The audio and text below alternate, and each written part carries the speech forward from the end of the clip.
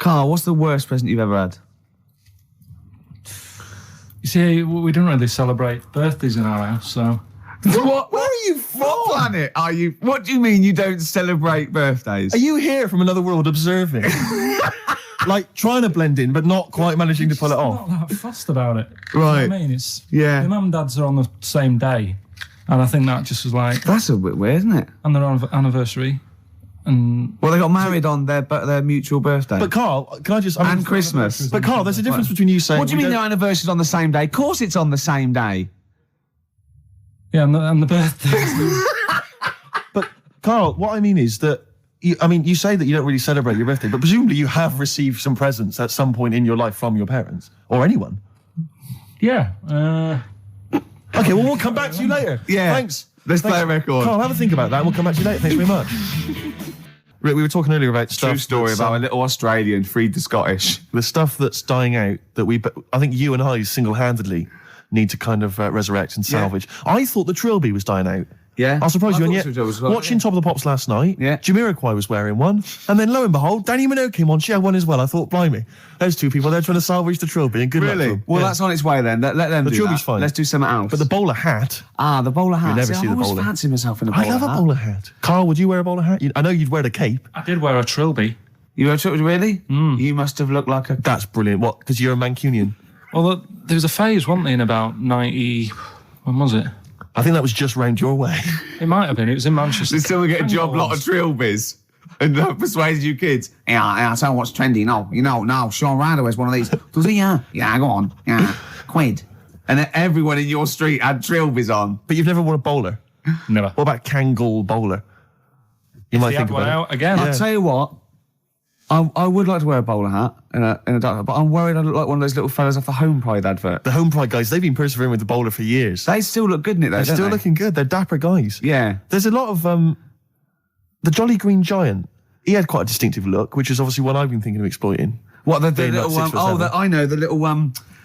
sort of like a little dress. Was it Corncroft? Corncroft that made up his little skirt. Yeah. KP, you were going to tell us... Pilky, you were going to tell us... Pilchard, you were going to tell us What tickets are away? But it worked for me, you see, because when I was younger, I had a mobile disco. Brilliant, so did I. And it was me and my mate Colin Makin, and the disco was called Pilky's Making Music. That's brilliant. I mean, that's genuinely brilliant. Pilky's Making Music. Guess what? When I first started the mobile disco, and this was when I was about 14, we didn't really go out touring. We just would do it for like people's parties and stuff. We were called the Rock and Roll DJs. No, really? We drew it on some sort of see-through paper and put a light behind it. Rock and Roll DJs. My first disco, I had 2 nights a week in this pub. What, you ran a disco? Yeah, this pub near King's Cross, right? And it was just their records, right? And I had to play this number of songs every time, the same time of week. So all the locals, all drunk with dancing and everything. One of them was American Pie by Don McLean. Right. And they just sing along all the words, sort of drunk. And it's about 7 minutes long. Yeah. The other one was Baby Jane by Rod Stewart. Nice. If I didn't play that, I'd get lynched. And what was the other one? There was another one that I always had to play. It was a ballad. I have to remember that. But yeah. So, Carl, do you think, and maybe Ricky as well, do you think you know much about DJing for, like, the sort of the wedding party or maybe someone's 18th? Oh, really? Okay, let me just offer a little hypothesis for you then. All right, the buffet's been served, right? Yeah. People have done some speeches, like it's a wedding do. Yeah. So you've already played some records early on, you've stopped for food, you've just played some light backing music in the background while the food's been served. You want to get the party rocking again, what do you kick off with? It depends.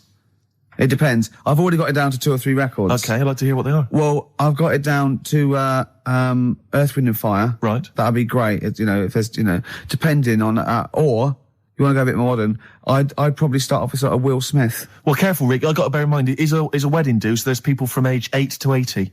You got to cater to every market. Okay. Carl, what about you? See, this was back in 88, so... Yeah. Kylie. Yeah. Can I tell you what the definitive track is? Go on. Oh, What a Night, Frankie Valli and the Four Seasons. Ding, ding, ding. People don't realise what it is exactly. It's straight away. Ding, ding, ding. Bow, down, down, down, down. I can't actually play it. But, oh, what a night. Late December back in 60. That leads you straight into a 70s medley, and everyone's loving that. I'm thinking Bee Gees. There's going to probably be some kind of ABBA track, Dancing Queen, all going to storm. You're turning your noses up. I can tell you this, that we got bookings endless. People are going, you're amazing. I don't know how you do it. I wouldn't have got up. I would have sat there. Well, you might be, because you're one of those grouchy, you're one of those moody teenagers. Oh, I'm not going to dance to this. I'll tell you, the old ladies would have been up. The people with a decent bit of musical taste would be up. No, the first person to get up is a fat lady in a dress with bad ankles and a little kid who's got problems, and he's in a little DJ. See, the problem with you two is you're not catering to the market. You're trying to be all sort of bohemian and kind of off, teach people about music and stuff. There's no place for Kylie, not at a mobile disco. Far too avant-garde. All right, kick it in. Grease Megamix. Play a record. Come on, Eileen. Have you got Come on, Eileen? Play that. What are you going to play? Love Shack. Coldplay. Excellent. Yellow. Well, you never It's say the that. excellent single by Coldplay. It's Yellow. Oh, Yellow. That's Yellow by Coldplay. That was the stunning new single from Coldplay, Yellow. All the way back to 1999. When was it? 2000? It was. No, 99. Was it? No. Was it? About that. I used to sell mackerel. Did you? Yeah, I had a pet magpie Did you? called Maggie. Oh, Inventive. pet magpie. You mean you captured it and didn't let it go away? Yeah. Can't have a pet magpie. But then it got really vicious. I mean, Well, it was fine. It's been let me go. What do you keep it in a rabbit hutch? no, it flew around, but it used to just like come to me all the time. But then it started pecking me head and stuff. That's not a pet magpie. That's a bird in the garden. No, but I could actually, I could hold it and stuff. It wasn't scared of me, and it knew it was me. It used to come down from like the top. It hated you. That's why it wanted to peck you. Is that? And the other thing, I always remember being younger and like walking through the woods to school with my mum, and like, I was chasing a butterfly, and she said, "Oh, don't do that, Carl." And I said, "Why?" She said, "Because they only live a day." I said, "Oh, all right, I'll get a dead one in the morning." That's genius. That's great. That's quick thinking, isn't it? Oh, No, that's sweet. Let's play a song. Black Rebel Motorcycle Club and Love Burns, XFM 104.9. I'm Ricky Gervais. My name's Steve Merchant. Carl, what's your name? I press the buttons. That's it. Carl, I press the button. Yeah. Oh, bless him. People are loving the K-Man, aren't they? They are. People are saying they love him. He's just. He is. I think we've created a whole new Will McDonald. I like to think so. Yeah. Or Gordon the Gopher. I used to have a show in Manchester. You Did used ya? to host a show? Yeah, overnights. What kind of things was it? What kind of stuff? What sort of tip were you on? Phone-ins and stuff. Yeah. You did a phone-in? Not a proper one. What did people phone in about? No, they didn't. That was what's problem. There was no phones. Go on. No, just, how things were going and that. Problems. Were you like an agony uncle? Kind of. That's amazing. Imagine that. Imagine sending someone to Carl. You got problems? Is it delicate? We'll go to Karl Pilkington. Hang on, looks like maybe there's some questions. We've coming in. got a few questions here. What's the one, what's Carl's view on... Carl, what do you make of nudism? Who's that from? Let me just check who that's from. Sort of it's a time and a place for it. That's from, it's very difficult to tell. That's great, you see. There's a time and a place for it. That is just brilliant. That is Dickie Bird. That's that sort of northern, confident soundbite. Wasn't it nudism? Time and a place for it. There's a time and a place Would you for do it. it, Steve? Would I do nudism? Yeah. He's not allowed. Not again. No, Yeah. It's not nice, is it, really? No, it's not with Steve. He's not allowed on any national trust land doing it because he's caused the death of millions of starlings. That's true. There was something on BBC Choice the other night. It's a really short show. I haven't seen it before. Yeah. Like an odd It's court not a bloke eating cup of soup and then another short show, like maybe someone cleaning their teeth with Colgate, and then the really short show. What was it? Go on. No, what it was about this old fella who he's into nudism, and he was saying he's done all right. Did he play out of it. volleyball a lot? He said he's done all right out of it because there's not many blokes who are willing to go nude for modelling and that, and he's about 70, so it's not. Is there much cry for that, do you think? Is there much demand for a He's doing 70-year-old all right. nudes? He's doing all right for it. Sure. Good luck to him. And the odd thing was, you see, He had a corkscrew penis. he was just like walking around on a main road in like a seaside town. And Right. yeah, and cars would... See, that's not nudism, is it? That's mental illness. Yeah, he's just a bit dear. Yeah. Yeah. Yeah. So- I tell you, one of your favourite programmes, is it one of your favourite ones, just that one with the hot air balloon? And it's Yeah, you adventures. love that, don't It just you? goes, it's like Oh, in you love Sydney, that. sometimes then it's at a carnival. His favourite programme when he was little, he used to watch it for hours, was that little girl by a blackboard with two toys. Yeah. He used to love You that, didn't you? enjoyed that, didn't you? You weren't raised as an experiment and you escaped from a laboratory. You had regular upbringing in Manchester and that. Yeah, I didn't go to school much because my mum and dad had a caravan.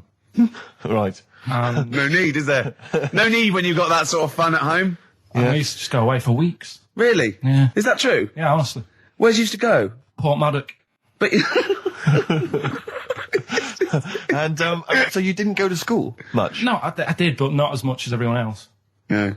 How many holidays were your parents having? What loads. was their income that they could... No, my dad used to work nights, and he used to travel back, because to Manchester from Wales, it wasn't that far. And Manchester to Wales? He used to do 4 on and 4 off, so me and my mum were, like, loving it. But what Port Meredith? Portmaddock. Portmaddock. Just down the road from Port Merion, where they filmed The Prisoner. Right? Oh, so that's cleared up for me. Yeah, Location-wise. So what did you do then? You were in this little 2-berth caravan on the back of a Cortina estate. Right. Well, what was it? What was the car? I want the... What was Granada, Ford Granada. Ford Granada. What are we talking? 1980... Yeah, 82, 83, 80, right? 84, 85. Okay. And you in the car down there, park up. Yeah. What was it? What was Port Meredith? Portmaddock. Portmaddock. I remember Ruth. It's just, Oh, yeah. it's just a holiday camp. Yeah. And had an arcade and a beach. I was loving it. Yeah. But so of the 52 weeks of the year, let's assume, I don't know how many weeks you take off normally for holidays anyway. Let's just say, I don't know, you go to school 45 weeks of the year maybe? Generally, most kids? Nah. Bit less. Bit less than About that? 42. How many weeks would you say you actually spent in school? Well, how many weeks do you have off for summer? Well, we'll work that out. That's what About I mean. 6 off for summer, about 3 for Easter, about 3 for Christmas. Put it this way, I'm surprised I'm not Welsh, to be honest. Right. So there was there more than was in Manchester. Did the school authority not come and check you out? No, they didn't. Didn't get Manchester, I suppose they didn't care, do they? Not really. Yeah. They're lucky you turned up at all. Why did you just turn up for the last day when you could take in your best toy? Did you know that when you could take in any game? Just play with everyone else's. Why, I break my stuff. Sure. Yeah. Yeah. No, that's a good Well, this point. answers a lot. This does answer a lot. The fact that you spent most of your time on the beach as a kid. Teachers were no good at my school. We were talking about it yesterday. About So you were teaching them a lesson by going off in the summer. Yeah. Anyway. And did you go to university? No. No. Did you go to sixth form or college? No. When did you leave school? When I was about 15. Right. What, you just went on holiday and didn't come back? I just got a job early, didn't I? Cause Where was it? Portmaddock? Getting there. No, I was a printer. BM Print in Trafford Park. Well, that's great. That's a little interview there. Yeah, little next, there. I'll be interviewing Steve Merchant. What are we playing next? Bit of elbow. Oh, this is fantastic. This is Elbow. Elbow, Asleep in the Back. I think that is absolutely beautiful. I think Elbow are my favourite new group. We've sang their praises many times and they never phoned to thank us. Should they? Yes. Do they? Annoying. Really? Annoying.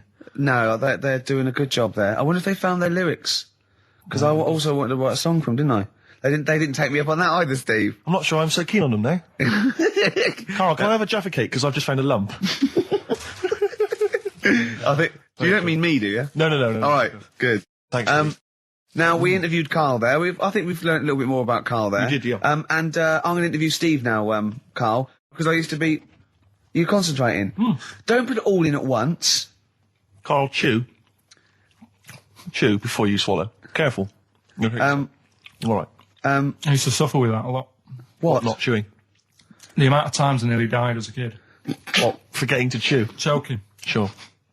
Mint Imperials. My mum stopped. Drinking them with water. She'd have to hide them. He's coming out of his shower, isn't he? He's happy Saturdays. He's miserable all week, and he's happy Saturdays, isn't he? Oh, look at him. It's like we get him weekends. Yeah. And he's just happy because we sort of spoil him, don't we? And he has Jaffa cakes and everything. We let him And on he the has to go radio. and live with his stepmum again in the week. Oh, They're the no. ones who listen. what do you Oh, say? really? Your girlfriend does, doesn't she, I imagine? She's been away for ages. I know. I imagine she just switches off after a while. But we love you, don't you? We're excited. We talk about you in the week, and we think you're great. So don't just think we're using you as cheap comedy material. I'd hate you to think that, Carl. Right. Carl, what? Don't you like us arguing? Is it like mum and dad arguing? Do you get all... It's a bit like that. In the caravan. There was nowhere to escape to. Oh, no, rattling round Did you that make any friends when you were down on the caravan site? Yeah, a lot of people from Birmingham were there. What kind of pals did you have? What were their names? I can't remember, it was years ago, but Yeah. they all had rich parents. Right. Like, they had, like, their own car to drive around the campsite on and all that. Right. Yeah. So Their own fence. So I'd have a with- go. And but they were mates, and you saw them every year, did you? Or every 3 weeks when you went down there? Yeah. Oh. You didn't keep in touch with any of them? No. I'll admit now, I went to the same place in a caravan for about 6 years running. I went to a place called Riverside in Bognor, because someone round the corner from us had a caravan, two-berth caravan. Me, my mum, and my nan. I think I'm really lucky to have had it, really. Because a lot of mates who I had didn't have enough money to go on holiday, and they just get a present for the summer holiday. Of course, they got an education, so it swings Yeah, around but a Carl, the thing is with Carl is, right, I want to give him gifts. Yeah. I want him to have the loveliest Christmas ever. I want him to go pony trekking. Do you know what I mean? I want to just... Scared of horses. bit. So many things we don't know about Carl. Fell off one out of fate, and the woman didn't know what to do. She couldn't handle the horse. It was running off. I was hanging underneath, getting a kick in the head. No. Really? Now, hang on, what age were you? 'Cause this could explain a lot. I was about 6. That makes a lot of sense. I think we've got to the bottom dear. of it here. Oh no, got kicked in the head by a horse, lived in a caravan, and had to live in Wales half the time. Oh, no wonder this is your favourite time of the week. But also, right, we were playing football, so I can't play football, right? And so we were playing Was that football. just in the office, or? Yeah, just in the office before he came, right? As well. And we were sort of kicking it back and forth, and I started kicking it a bit hard. And but he was quite good. I said, this is great, right? And we finished anyway, because we thought we'd break some up. And I went, I bet you were quite good at football, weren't you? And I actually thought he looked like quite a natural, I thought he'd be good. He's from the north, and I thought that's all he'd have. Yeah, You know what I mean? exactly. Right? And he went, I said, I suppose you're quite good at football. And he turned, the quickest flash, I went, I've scored once. Right? He said, and that's because I was being chased by a bee. And I went, save it. Yeah. He went, no, I said, please save it, because I wanted to see that. No, you can continue now. Please tell us the rest of the story. You've scored a goal once because you're being chased by a bee. Yeah, you've done it now, really. I was on the... There must be more to that story, man. I was in the school team. I wasn't that good as a kid at football, to be honest. Mainly down to, I think it's because of my dad. My dad wasn't into football. Right. And I think that's the way it works, isn't it? If your dad's into it, then you could be a footballer when you're older. Sure. Yep. Because you're into it. And so I was in the school team because I got on with the other lads. And they let me in the team. Popular guy, yeah. Sure. And I was stood there doing nothing because I didn't really know what to do. I never knew which way I was meant to be shooting. Yeah. I got all that messed up. Yeah. I just stood there, right, and with my hands behind my back, and something landed on me, on like this part of my thumb. You can't just point, it's radio. It's this bit here. Right, yeah. The fleshy bit, the fleshy bit of the thumb, yeah. And I thought, oh, what's that? And I looked down, and It was a a bee. thumb. Oh, it was a bee, yeah. It was a bee on me. So I start running, Yeah. try to get away from it, and bees. Actually, something interesting about bees. More chance of getting stung by a bee in windy weather than any other sort of weather. That's incredible. Anyway, so I'm running away. And he said there was no more. Extraordinary. I've already learned many, many things. You're being chased by the bees. So Windy. I'm running. It's on your thumb. Is it still on your thumb now? It's sort of gripping onto me like a stag beetle. Clever. I love it. Oh, Or a bee. yeah. So I'm running. I'm running towards like the goal. Yeah. Oh God! And the ball comes to me. Yes. Wallop, get it in. Brilliant. What happened to the bee? Did it sting you? They die, don't they? I mean, ultimately it died, sure, but at that particular moment, did it sting you? This was probably about 20 years ago, so I imagine. No. Once a bee stings you. So did it that's sting? Yeah, but did it sting you? Yeah. Right, that was the question. When did it sting you? When I was playing football. Carl, do you want me asking, you say you're on the school football team. Was there just 11 boys at your school? Well, now you got in the squad. Listen, Carl. All I mean is, at what point in this story did the bee sting you? Straight away? After or half time. Play a record, man. Oh, he's the best. What was that illness years ago? Right, there was a couple of lads at our school Oh, yeah. had really big heads Right. and webbed fingers. And webbed fingers. And Sorry, wait. Were that... Hold on, did you find him in a pond? Did they used to be little tadpoles? no, Carl, you're not confusing your past with an old episode of Doctor Who, are you? What were they called, these two? I didn't mix with them. It was just like... Of course not. There was nobody thought anything of it at school. 'Cause it No, was like, sure. you used to it. Yeah, it's the North. There goes the creature from the Black Lagoon again. yeah. He's late. Brilliant at trigonometry. He's late for double maths. Yeah. But, I didn't think anything of What it. is it called? What is the disease called where two fellas, are they Not even related. rubbish? Not related. Were you near a nuclear power station when you were growing up? Yeah. You weren't really? Yeah. Oh, this explains so much. This has got a bit I don't heavy. think that's it. Hey, talking of enormous heads, Yeah. you were at the Pop Idol final, weren't you, Rick? You went in there just because obviously Rick's a huge fan of Pop Idol. He wanted to be there. He wanted to give his support. Quite seriously, there was no irony there. We were Yeah, he genuinely is a fan. fan of it. And he was. You sort of had photos taken with various people. Yeah, didn't of you? 'Cause course. you were a bit drunk and you wanted to have a memento of it. And it's obviously a picture of you with Fat Man Rick Waller. Yeah. But the best one is a picture of Ricky and his girlfriend with Dr. Fox, whose head is twice the size of any other head. It's quite remarkable. I don't know how they Barrel. He's a lovely bloke, and he was really nice to meet him and everything. But he looks like an immaculate tan. And he's always happy, and he's It looks really on the good. picture. It looks like someone you might see in a carnival who's built a huge papier-mâché head, and he's just we're like Frank Sidebottom, and just sort of walking down the road. It's just incredible. Dr. Fox did used to go to your school, did he? He used to hang around with a mate. They were great swimmers. They were brilliant swimmers. Oh, God. In the week, I called Karl up. I said, how are you, mate? He went, not too bad. Now, as you know, his girlfriend's been away for ages, hasn't she? Covering the World Cup, the African Nations Cup. She's a sports journalist. Well, yeah. All right. Okay. I love the fact you're thinking, what does that mean? Like, well, she's not much of a journalist, Rick, to be honest. I've read some of her stuff. No, but she's not on air. She does stuff, Yeah. Behind the scenes. Yeah. Sure. A lot of journalists do. You always want to make clear that you're not going out with Kate Adie. That's what you want to make clear, isn't it? Yeah. Now, so she'd seen none of the meteoric rise of Karl as a broadcaster. She's been away for the whole time a since you've sort of raconteur, become... a wit, a cult figure, to be honest. And he hadn't told her this, so apparently he went home and she was sitting there, looking a bit grumpy. He went, all right, so yeah. She went, should we go out then? She went, I'm not sure I want to go out with an idiot. Right? Oh, no! Yeah. And she went, Loch Ness Monster. Why don't you just think, of course the Loch Ness Monster lives in Loch Ness. And she was giving a bit of a hard time. And she went, that's why he said, that's why I didn't tell her. I didn't tell her really. Same thing happened when I was at school and I had to play drums in Little Donkey. I didn't tell my parents, right? But my dad turned up anyway. And what happened? How old were you, Karl? Well, it was the school that I used to go to. Oh, yeah. Like, Oh, yeah. You went, you used to go to the school you used to go to? No, but what I mean is, on. I didn't go to secondary, did I? So I missed a lot of that. Sure. But primary, I liked. Oh, it was all colouring in and stuff. Yep. And it was a Christmas play, and I managed to get a part in it. And, Did you audition?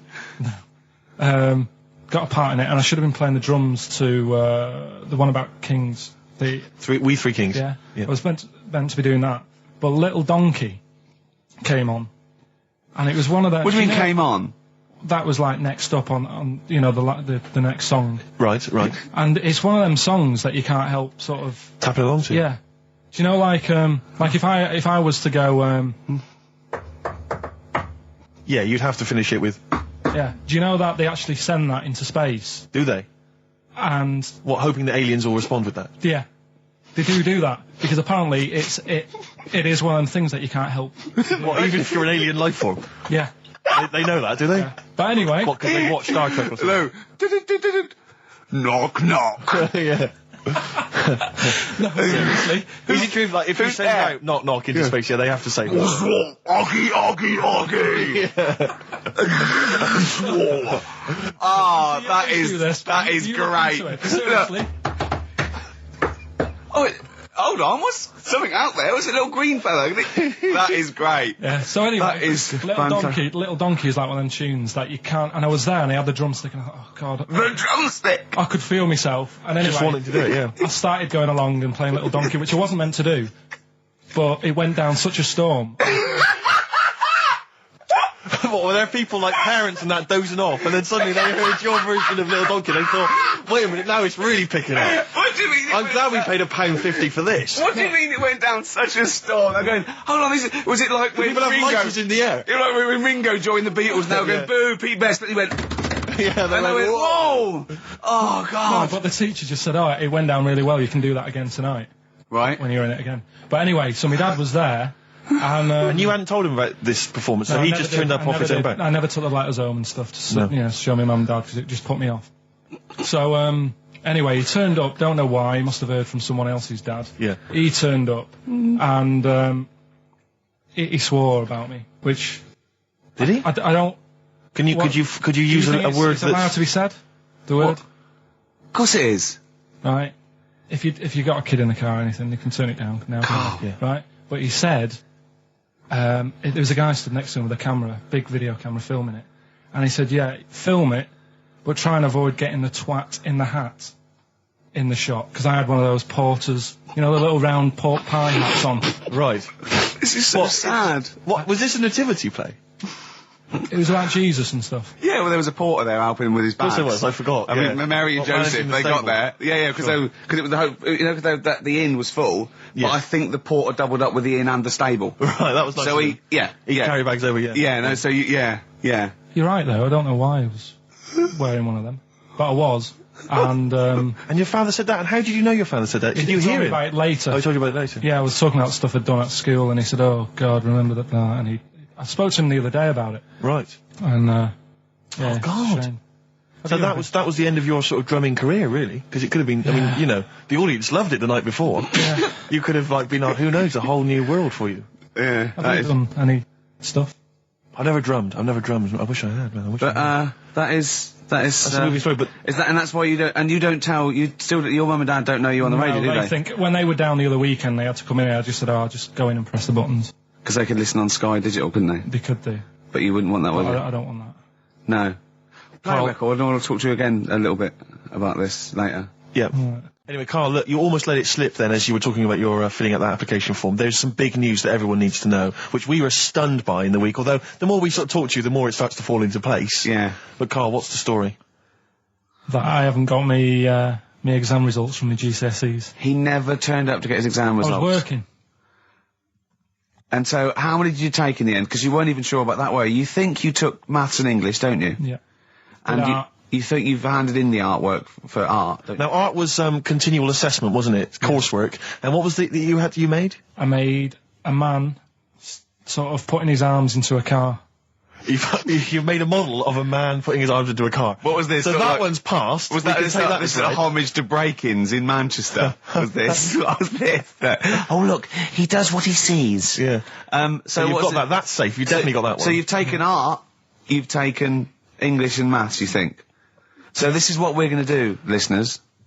We're going to try and find out his exam results for him and tell him next week. Live on air. We're going to call his school, we're going to try and track him down, and we are going to have a little envelope, and we are going to give Karl, at the age of 29, his O-level results. GCSEs, yeah. Now, Karl, so you took maths, yeah. You think, you took English, do you remember turning up to do those? Do you remember sitting in the room filling in the forms? Yeah. Okay, and how did you feel you did? I don't think I did well. You don't think you did well? Did you revise? No. Why didn't you revise? Because I don't really believe in it. Okay. Well, it's just that if you don't know it, then you don't know it. You shouldn't have to start looking at the book. If I went to like the hospital, yeah, and the doctor said, "Oh, you need your appendix out," but hang on a minute, I've just got to read up on it. Yeah, that isn't good enough. Okay, he should know, and that's the way I feel about it. To be fair, though, he did do the revision beforehand. Yeah, they don't usually pass on, maybe when they're in practice. Yeah, information they took in by osmosis. Yeah, yeah, and bloke comes in and goes, "Can I just see what you did with that?" And I goes, "You've passed." Yeah. Phew, that's a good one. Yeah. Good job I watched Casualty. I just like the way, the things that interest me, I remember. Things like snakes not having ears and stuff. Yes. I didn't have to read about that. No, you just learnt that, yeah. You saw it on the telly, didn't you? You saw it on that Ian Wright programme. Yeah. Yeah. And this is what Karl said to me. He said, it's actually, I called Karl up in the week, and Reese was with him. Reese used to be on XFM, and he took the phone, and he went, "Karl's worried, I've seen that programme." He said, "Snakes don't have ears, right?" He said, "So you can creep up on them and pick them up." And he said, "Karl's worried." He said, "How'd you ever put them down again?" Because then they know you're there. I woke up the other night quite late. Worried about that. And I said to my girlfriend, I said, "How do you put a snake down?" And she said, "What are you talking about?" I said, "That Ian Wright thing, this guy managed to pick up a snake. And do you know that thing where they clamp its head on a jar to get the poison out?" I do now. Right? They did that, but they didn't show you how they got rid of it. And I thought, it could really get nasty, because it's obviously annoyed that you've had its head pressed in the jar. Yeah. Yeah. Right? They hate that. Now... Especially as it's in front of their mates. When you lift it off, yeah, right, you've got hold of it. Yeah. If you go to chuck it down, it's going to turn on you. It's going to go wild, isn't it? So, I just wondered. Well, what you do is you never put it down, Carl. Yeah, that's why that bloke has got about 11 or 12 just carrying him. Exactly. Yeah, you never put it down. You sling it. Who cares? You just throw it, don't you, really far. That's not that. I don't think you should throw. But Carl, listen, don't worry. We're not asking you to get involved with snakes. We're just asking you now. You've done maths, you think? Yeah. Did no revision for that. No. Okay. English. Do you remember what it was? Did they ask you about Shakespeare? Did they ask you about books? I remember, but I must have done it because I thought that was. It was English language, not English literature, wasn't it? So it was like spelling and all. So was it? No, was it like a comprehension? You read a passage and had to ask questions on it. Was it? Did you have to write a short essay? I don't know. I can't remember any of that. Okay. I did a science. Okay, physics or chemistry? Physics. All right, well done. And this is all you think? You actually took that? You actually took physics GCSE, you think? You're obliged to do a language, I think. Did you do French? I did French for a bit. I don't think you are. I don't think you have to do a language. I think you have a GCSE, I think you've got to. Well, English quite good.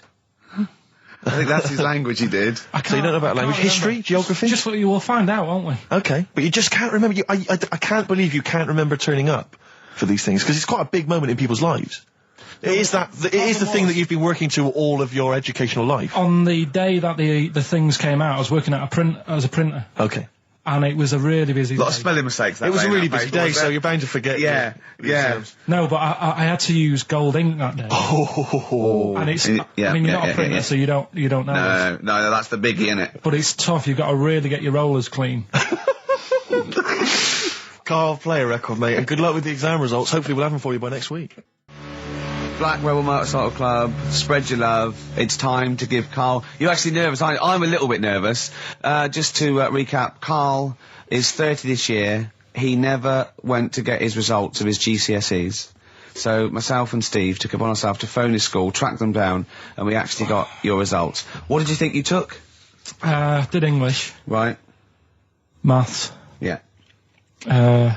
Art. Right. And I think I did physics. Okay. Well, you didn't do any of them. Eh? You didn't do any of them. You didn't register. You registered for one exam and took one exam and got results for one exam. So I don't know what you thought you were turning up to, or you weren't registered, or you didn't. You're familiar with the notion of registering for an exam. You have to kind of officially register in order to be eligible. What do you mean, register? I turned up for a couple. Yeah, you can't just show up. You have to register for them. You have to pay this because it costs the school money, so they have had to have paid for you if they thought you were going to pass. You can't just turn up on the day and ask for some paper at the front. I never got a letter telling me that. Well, that's because you were never at school. But you did somehow register or registered for one exam. You registered for history. It's a topic that you've always been interested in. I was saying to Ricky before, World War II, I loved it. Not the actual event. No, the study of it. all the stuff like, about the Anderson shelters and stuff like that. Yeah. And the bombs and that. Mm-hmm. And then when I took it, it had nothing to do with that. It was more about the Tudors. So the Second World War didn't come up? You mean there were no questions about the Anderson shelters? Nothing. That's devastating. So what are you expecting the result to be? Is that seriously? Is that it? Yeah, it's the only one you took and registered. As far as the school is concerned, or certainly it's the only one that counts. It's the only result. It's the only one that counts. Yeah, you've got. I don't. Did you register for yours? Yeah. Yes. I've got certificates and everything. So what? Do you do that before the exam? Do you have to go somewhere and sign something, or? Yeah, you don't check your results and then decide if you want to register. It's not like Millionaire when you look at the question and go, I think I'll take the money. Yeah. You go. No. But anyway, you must have registered for one, or maybe your teacher put you in for well, I didn't do it. They must have been confident. They must have been confident. They must have thought your best bet was history. Right, so what did they get? You got an E. Which I think, technically, is a pass. E? It's a bad pass, but there's F, and there's U. You're not going to be doing a PhD.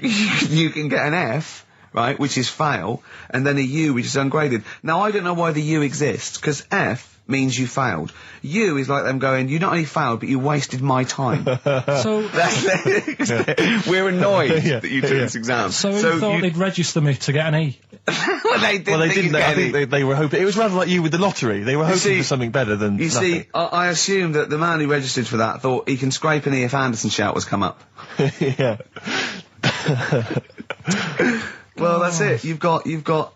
Now, what I'd like to do, Carl, is I've started your re-education. You've read a book on Rasputin. I'll be asking you a few questions about that later. I've got another book for you to read next week. Next week, I'm not in the mood. What? Not in the mood. Oh, come on. Look, what's that? What does that say? It's that fella. It's the picture of the bloke that he used to use for Citizen Smith. Yeah, Che Guevara. Yeah. Yeah. He was quite happy, I think, when he found out that Robert Lindsay was involved. He went, yeah, of course you can. No worries, yeah. What are your feelings, Carl? What do you think? Are you depressed? I'm just a bit annoyed because I'm sure I turned up for more, so it just wasted my time. Listen, they don't matter. I'm sure you're doing very well. You know, you can educate yourself. GCSEs are merely a step on the ladder to help you, not just for education, but, you know, they're more vocational than anything else. You're doing very well, and you're reading books. Don't worry about it. But It's not a concern. something. But if you want, I'll pay for you to take history again. Carl, we'd love to see you get a C or above. And Well, we're I'll willing pay to... for you, and I'll get you some books. Right, now listen. We can, let's get, I reckon, when are the exams? June? Something like that, yeah. We're trying to register next week, and I reckon you can get an A or B in history. I'm In history. No, don't worry about it, it's just easy. I get you Brody's notes.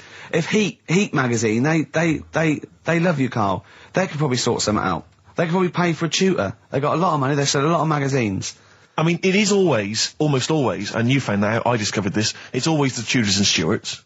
There's no fear for them not coming up. Now, what do you already know about them? You must already know stuff about Henry VIII and Elizabeth. No, because it's too long ago to even get interested in. Do you know what I mean? You can't. Is that why you relate didn't? to it. Okay. The Anderson thing, it was like, God, you know, I bet my mum and dad were in an Anderson shelter. You know, this is interesting. What, when they... Oh, my granddad would have, like, had something to do with this. But the Tudors, it's like, I don't know even if they had a family back then. Play a record. We come back. Hang on. Sorry. Because I need to introduce my the new feature. Yeah. For the I record. don't know if I had a family back then. Carl, listen, let me just ask. ask you now, right? If you can finish this sentence, we've got a chance. Divorced, beheaded, died. Divorced, beheaded. Died. What is it? We just need to do a little bit of work, but otherwise I think you're going to be fine. It's how you remember what happened to Henry VIII's wives. They're little... Divorced, beheaded, died. Divorced, beheaded. It's like spam. Support... What's it? Support, protection, anchorage, movement. That's how You're going to that's nothing to do with the Tudors No, and nothing to Stuarts. do with the skeleton. Yeah, see, no, we're not doing biology. Mnemonics and acronyms. What happened to Henry VIII's last wife? Did she die, or did she not die? Divorced, beheaded, died. Divorced, beheaded. Do you know that the only king that has got a moustache is... No. The only king that hasn't got a moustache is the King of Hearts on the playing cards. What's the record you're going to play? I want to resurrect the career of a different artist each week. This is an artist who's overlooked by the general public. The red card. This is Amy Mann, and she always seems to get overlooked. This was a single a while back. Well, I think it's got called one eye. Red Vines. Play it, Carl. Fantastic. You see, what upsets me is the way that Amy Mann, she's written songs as good as that, she's released it as a single, she had to, I think, put the album from which that's taken out by herself over the internet. She was Oscar nominated for the songs in the film Magnolia. She couldn't get a record label, I don't know if she's now got one. And yet there's people like Alanis Morissette shifting That is shed loads of songs. I don't understand what the rules are. I don't know why she's not a household Carl, name. well, there's beautiful things like that in the world. Why do you care about epoxy GCSE? What did she get for history? What did she get for history? Yeah. I think she did very poorly. Why do you care? See, I was just going to say, this has backfired a little bit, because Carl is genuinely... I don't know if he's actually upset or embarrassed, but it doesn't matter. Why does it matter? You were 15 and didn't go to school. If you were my friends, I think you would have just said, oh, we can't find them. Why? Because But you just wanted to know. What's to do with that? Well, what do you mean? What do you mean? It's ridiculous. Do it again because you want to learn, because there's great things in the world to learn about. Don't worry. Look, GCSE is vocational. Is vocationally for a 15, 16-year-old to go on to do A-levels or whatever, or to get results. But you don't need that because you've done very well. You don't care about the Tudors and the Stuarts. I mean, you know. I mean, I've had a couple of jobs, not this one, because you don't need qualifications to get a job. Obviously. In the radio. It's obviously a job. Absolutely right. But the ones that I have got in the past, I did, because I didn't collect them, I had to lie. And I didn't like go mad. I didn't say I had A's and stuff. But I didn't put history down because I didn't even know I did it.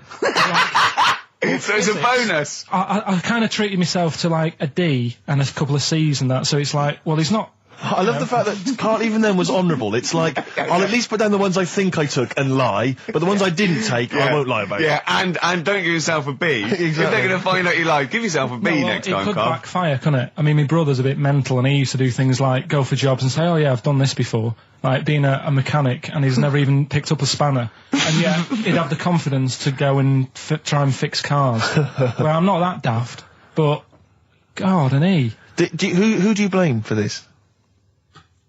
That's just an easy way out. I have to blame myself. Don't I? Yeah. What was the teacher like? Well, there's loads of different ones. I didn't like. I mean, the history teacher. It is my own fault because with her, she's a bit mental, and I used to kind of stop the lesson by saying, "Oh, miss, tell us about your fireplace you've got that is made from a gravestone." Because that's what that would stop any English teacher in their tracks. And she loved telling you about it. Yeah. So it was like, oh, I learned that from a teacher. So that's why I didn't know about divorce, head loss, and all that. Yeah. Dandruff legs. Horse, head loss, dandruff legs. But remember now, divorced, beheaded, died, divorced, beheaded, survived. That's all you got to remember. And what's that? That's what happened to Henry VIII's various wives. In order. What does it spell out? No, it doesn't spell out anything. You just got to remember the rhythm. In order in which he married. Yeah, but it helps. It's like when my mum taught me the alphabet. She taught me as like a song. A, B, C, D, E, F, G. Yeah, consonant. Yeah. No, not like that. Huh. That's how everyone else could do it, and I couldn't do it that way. What tune did she do it to? It was A, B, C, D, E, F, G, H, I, J, K, L, M, N, O, P, Q, R, S, T, U, V, W, X, Y, Z. Karl, have you ever logged on to Friends Reunited? It was the site that everyone was talking about last year. No. Are you aware of the concept? I've heard about it, but there's no one from school who'd want to see it again, really. So basically, for those that don't know, you have to log on to his website, and then you can it helps you track down your old schoolmates if they've also logged on and stuff. And we took the liberty, really, of looking on the Friends Reunited site and typing in your school and trying to track down any of your old mates. We didn't get in touch with any of them, don't worry. We didn't do that. We're not going to surprise you with them now. No. But I was just interested to know, like, some of your thoughts on some of the names that I could run past you. I mean, these are people from your year. Just tell me if you recognise the names. Alison Birch? Think I remember her. What's your thoughts on it? Don't be libelous. Don't be like no. No. Posh probably did pretty well in history and that. Sarah Morris? God, yeah. Remember her. Go on. You're grinning. What's the thought? Go on. No, just she was alright. She was a popular one. What does that mean? She was nice. Yeah. Okay. Okay, what about Darren Buckley? He was one of my best mates. Was he really? Yeah. Seriously? Yeah. What do you reckon he's doing now? Do you still keep in touch? When my mum and dad were still in Manchester and they had a butty shop, he used to go in because the Bucky's was next door. I love the way he paints a picture. If you did this in your history exam, Karl, you will walk it. Go on. So your parents had a butty shop, there was a Bucky's next door? Yeah, and he liked having a bit of a gamble, so he used to, I think he works for some insurance company. Do you think that his fiancée Beth knows he's got a gambling problem? Or that his 2-year-old son Lewis? No. Yeah, they live in Cheadle Holme. Hume. Cheadle Hume. He must be doing well. He's still supporting the Blue Army and frequents the shrine on a fortnightly basis. Funny thing with him is, right, when I used to stay over at his house, and his dad was a copper, and I remember his dad came down and said, right, I want to see you two. I was like, oh God, what's happened? And got us round the table. And he said, do you know much about drugs? So we were like, what's all this about? So he goes, you know, they're not good for anyone, you know, the stupid thing to get into. And we're like, yeah, we know. And he went, you know, do you? We said, yeah. He said, what's this then? And he'd found something in his bedroom, and it was a Skittle. What, the sweet? Do you know little sweets with the S on it? And oh, really? Drugs. Yeah. So he said, well, yeah, it's a Skittle. Yeah, I know what it is. Oh, he was bluffing like that as a slang word. Yeah, he thought because he was a copper, he probably had to be down with all the terms and that. So we said, oh, it's a Skittle. And he said, yeah, I know what it is, but what's it doing in your bedroom? Oh. It was like, no, it's a toffee. So, Darren, Yeah, I know, it's a toffee. It's a squib. It's a, yeah. Carl, more people from your past. Debbie Carr? Yeah, she was another nice one. What does that mean? Is that a euphemism? No, she was one of them that you'd sort of go, she's nice, but she'd never be your girlfriend. Do you know what I mean? She was, Not really. Even though she was in the same year, she seemed a lot older. Right. And Wasn't a teacher, was it? There was 3 of them who all hung together, and they seemed to hang around like the older kids, the ones who looked like men. Do you know what I mean? Yeah. What did you look like then? Well, it's just that I had youthful sort of looks, whereas like the older ones had like beards and stuff. It's the gang of boys in the 5th form with beards. Were they smoking pipes? Going, come over here, me filly. Oh, you, Debbie Carr, come over here, you little beauty. No, but she was like... I love that. They were hanging around with beards. There's the big boys. Oh, fishing. That's lovely beards. What do you I mean? just see a whole row of George Bernard Shaws. Brilliant. How do you do in history, boy? Yeah. Think got any? You're an idiot. They were like, I'd be there sort of punching people in the arm.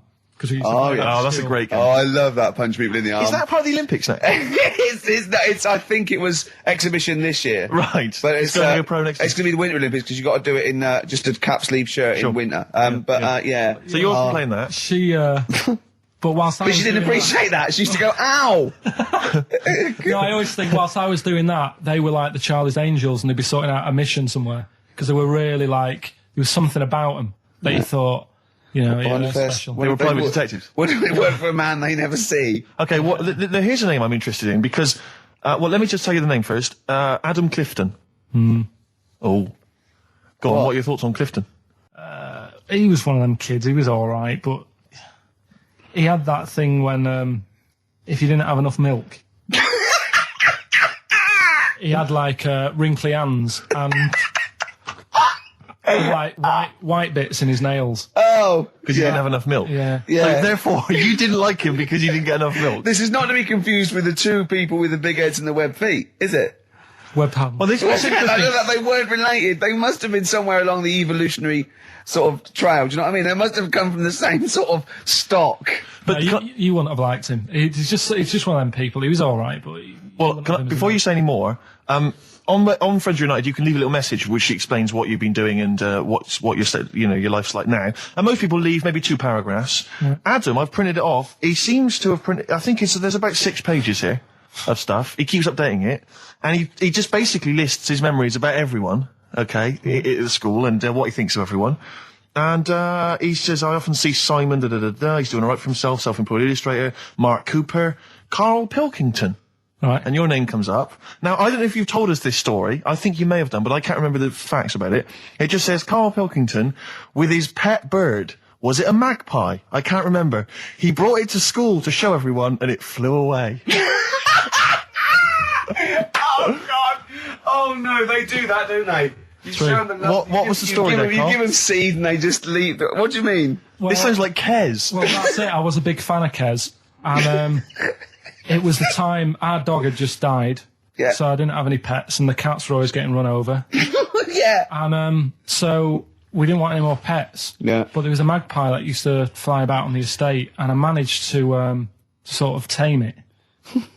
And in the end... With a chair and a whip? What do you mean you tamed it? Well, just used to sort of hang around it and talk. But how did you get hold of it? Did you catch it? Well, eventually, yeah, it used to just come to me. And the annoying thing was, it got to a point when I wish I hadn't bothered. Because it used to pop me bike tyres. It used to sit on like, if I was talking to my mates and I was on my grifter. I love the way he just throws things in. It's like an Alan Bennett play. It landed on my tyre and it used to peck at the tyre and pop it. And then it used to then never go away. So it was always like around the house and my dad said, never bring it in. So he used to sit on the porch and I used to go out and it used to fly down and land on my head. And it really hurt. It used to like peck and stuff.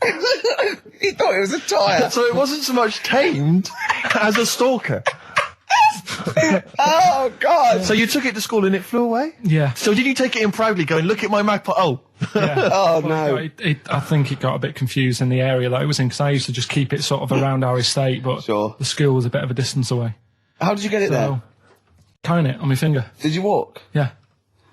Wow. So it was happy there. Then it got. But it used to be one of those things that people would stop me in the street and sort of go, "Oh, what's that?" And I don't suppose Maggie, called it Maggie. you didn't get Charlie's Angels to go and find out what happened to it? Investigate? Were they impressed? No, not really. No. Carl, this is quite a little insecure sort of chap. And he was just worried about that last bit. He was going, who would ever find that interesting? He was worried about people finding him boring. And Steve said, as I said, it's like an Alan Bennett thing. He went, yeah, but, no one would care about Alan Bennett if he wasn't such a hit maker. They wouldn't care what to say. And we just looked at him for a while and he went, thinking of Tony Bennett. Bless him. Listen, it's almost the end of the show, Carl. Oh, yeah. And it's really been a Carl special. This is a Carl special, yeah. Well, next week, we'll lay off next week. We have to We're know. not going to... He wants to retire a little bit. Just A few more names that you may recall from Friends Reunited. Go on. Lisa Shufflebotham. Do you remember her? Yeah, she... Was she one of Charlie's Angels? No, she wasn't that nice, but she wanted me. her and her mate Rachel, I remember, I don't know why, but it was some sort of PE lesson where it had to be a bloke and two girls, and they were fighting over me. Could you hear what they were saying? They were just like, I want him, and I was loving it.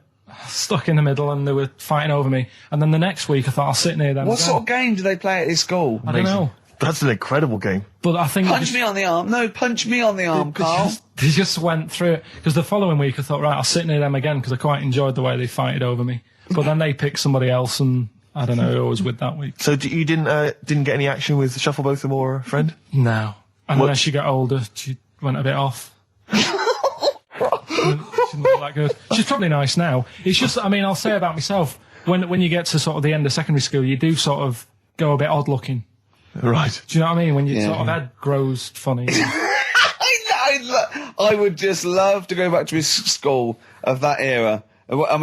Just what happened to people, whether, all people sprouting limbs. No, do you know what I mean? When you're like 12 and that, you quite, no, not 12. When you're 10, when you're 7 to 10, you sort of look healthy. And you look at your pictures when you go, yeah, I was a good looking lad. But then when you get to late secondary school, something happens. Yeah. And you just look a bit odd. Okay, well, what about Alison Thorpe? Not sure about her. I sort of know the name, can't put a face to it. Damien Comer? Again, know the name. Yeah. Can't remember anything. No. Yeah. It's a shame. Well, these are pretty much all the names I could find. We've had some interesting thoughts, though, and interesting anecdotes. Yeah. Anyone in particular that you'd like to say hello to that maybe listening now? I think I would have mentioned Darren Buckley if you hadn't brought him up. Oh, right. He was like my buddy. Yeah. Did you ever see the Magpie game when you took it to the school and confused it? No. You're joking. That was the end of it, was it? Yeah. So where did it go?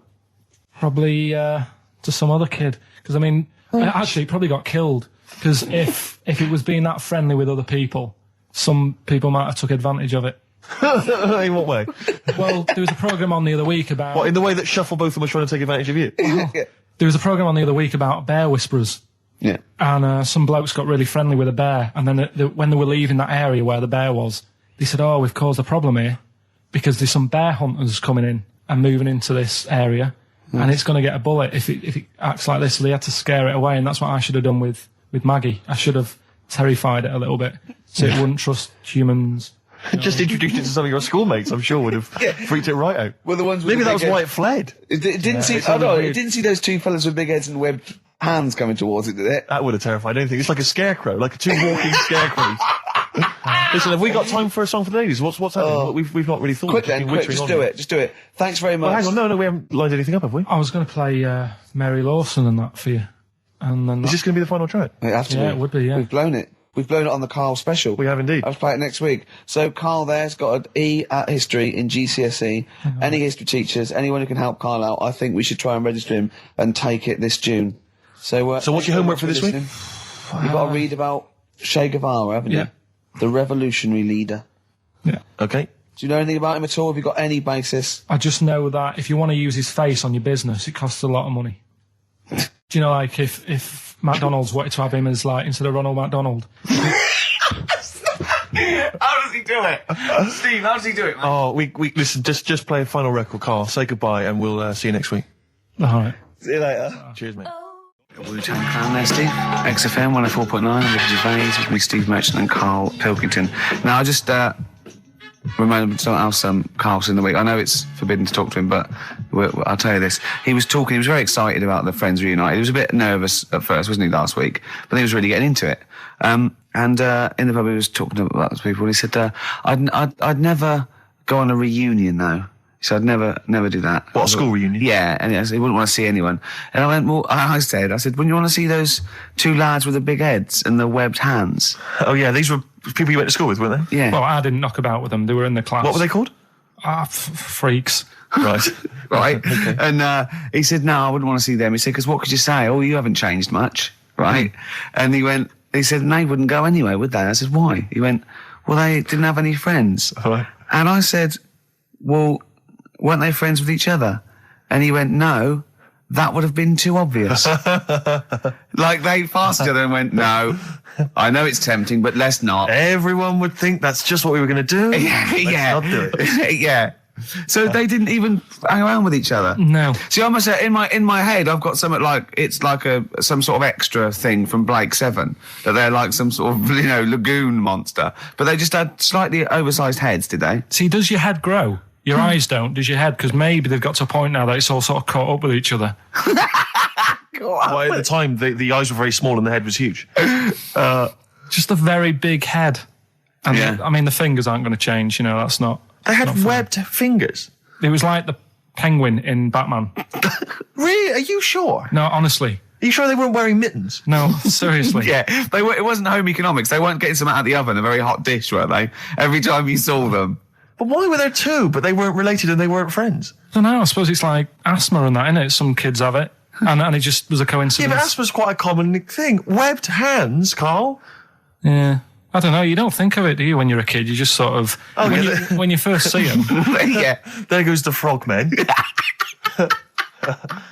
Do you do that? I imagine you get caught staring at things, Carl. Do you go up to people with problems and go, Mummy, is that a monster? Well, I was telling you one about when I used to go with my dad in the taxi.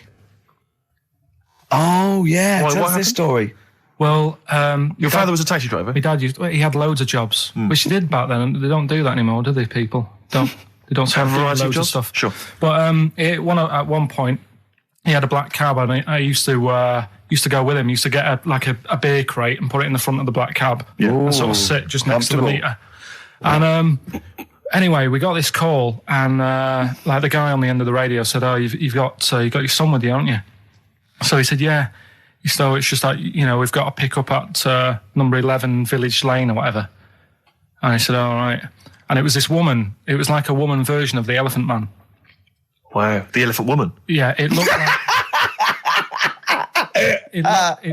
it was really strange because I was in the front of the cab, and when you're a kid, if something looks odd, you're a bit scared of it, aren't you? Yeah. And my dad was like, look, be all right. And we're driving towards her. Don't worry, son, I've got loads of buns. And just to I think I'll just throw one down the street if you run after it. You're being mean, right? I am a little bit, So yeah. how old were you, 18? No, I was about 12 or something like that, 11, 12. And as we got closer to her, it looked like she was holding like a bag of spuds on her shoulder. For a snack. Right. And her head was all a bit mangled and messy and that.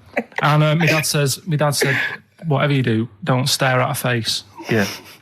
And she got in the Because you back. turn into stone. Well, she got in the back, and I had like the mirror, the driver's mirror thing, and sort of having a look, trying to work out. And he said, don't stare at her face. I couldn't work out where her face was. It was that weird. Oh, God. So I'm not sure you're from Manchester. I think you're from like Narnia or something. Yeah, you got frog boys walking around. The Lord of the Rings. That got like the claws of a lobster and the head of a toad. Yeah. And you got women getting in with spuds for heads. I mean, what This is not Manchester. This is not the place you grew up. This is madness. Oh, you can't believe it in London, can you? You come down and go, look, symmetry. It must be amazing. It must be a thing to do with upbringing now, mustn't it? And because, again, do you know, I've said to you before, years ago, when I was a kid and didn't have any worries, good-looking lad, you go through it a bit, have a few more worries, and you look knackered. Now, back there's a lot more worries and stuff, so you get a lot more freaks. Whereas in London, everyone's like happy, aren't they? I love the fact that stress can cause your fingers to fuse and your heads to grow. No, but if She must have been really stressed to have a head. Yeah. She was she an accountant or something? You know what I mean? But what did she do? What did she say? Where was she going, by the way? She couldn't speak. London Zoo, please. I think she was going to like to the fair. Seriously, honest to God. On my mum's life, she was. Because at the end of the day, that's a good thing with animals. They don't judge you, do they?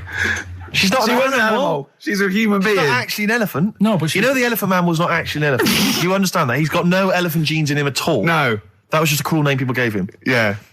No, it's the name of the disease, isn't it? Elephantitis. Look, so listen. So this woman, why was she going to a pet shop? She was going to a pet shop. To find her husband. Is this true? No, it is true, yeah. Oh, God. I'm not taking the mickey because it must be really bad for you. Of course it is. Carl, I'm going on to you today about cutting myself shaving. Yeah. I was going on about that. To think that she's probably not alive now, but to think... But you're saying that you're going to say this is a worse problem than a little cut shaving, aren't you? Yeah. Yeah. Do you know what I mean? I think you're right. Carl, there's a couple of key questions I need to ask. One, if she couldn't talk, how did she tell your father where to drive it? Did she have it written on a note? Did she point with her nose? Yeah. Right, this has got silly. Pick your song. But also, finally, where did you say she lived again? It was like in a village, a little small village. Right. Just heading out of the way. All I'm saying is we could maybe get like some sort of coach, book some coaches, get a coach party up there to have a look at her. Take some photos. And now you can make some lemonade. The offspring of a woman and some spuds. Yeah. Please enter at your peril. Should it give me a shiny shilling? Tom Petty and the Heartbreakers, Breakdown. And that's for Karl's behaviour last week. Karl, you seem to be a little bit happier. Last week, I mean, we were worried about you. You sort of slipped into some sort of like weird depression. You played placebo twice, so you weren't concentrating. I know you're going to say that me and Steve were annoying you, but, you know, that's an easy excuse. I mean, I think the listener can make up their own minds.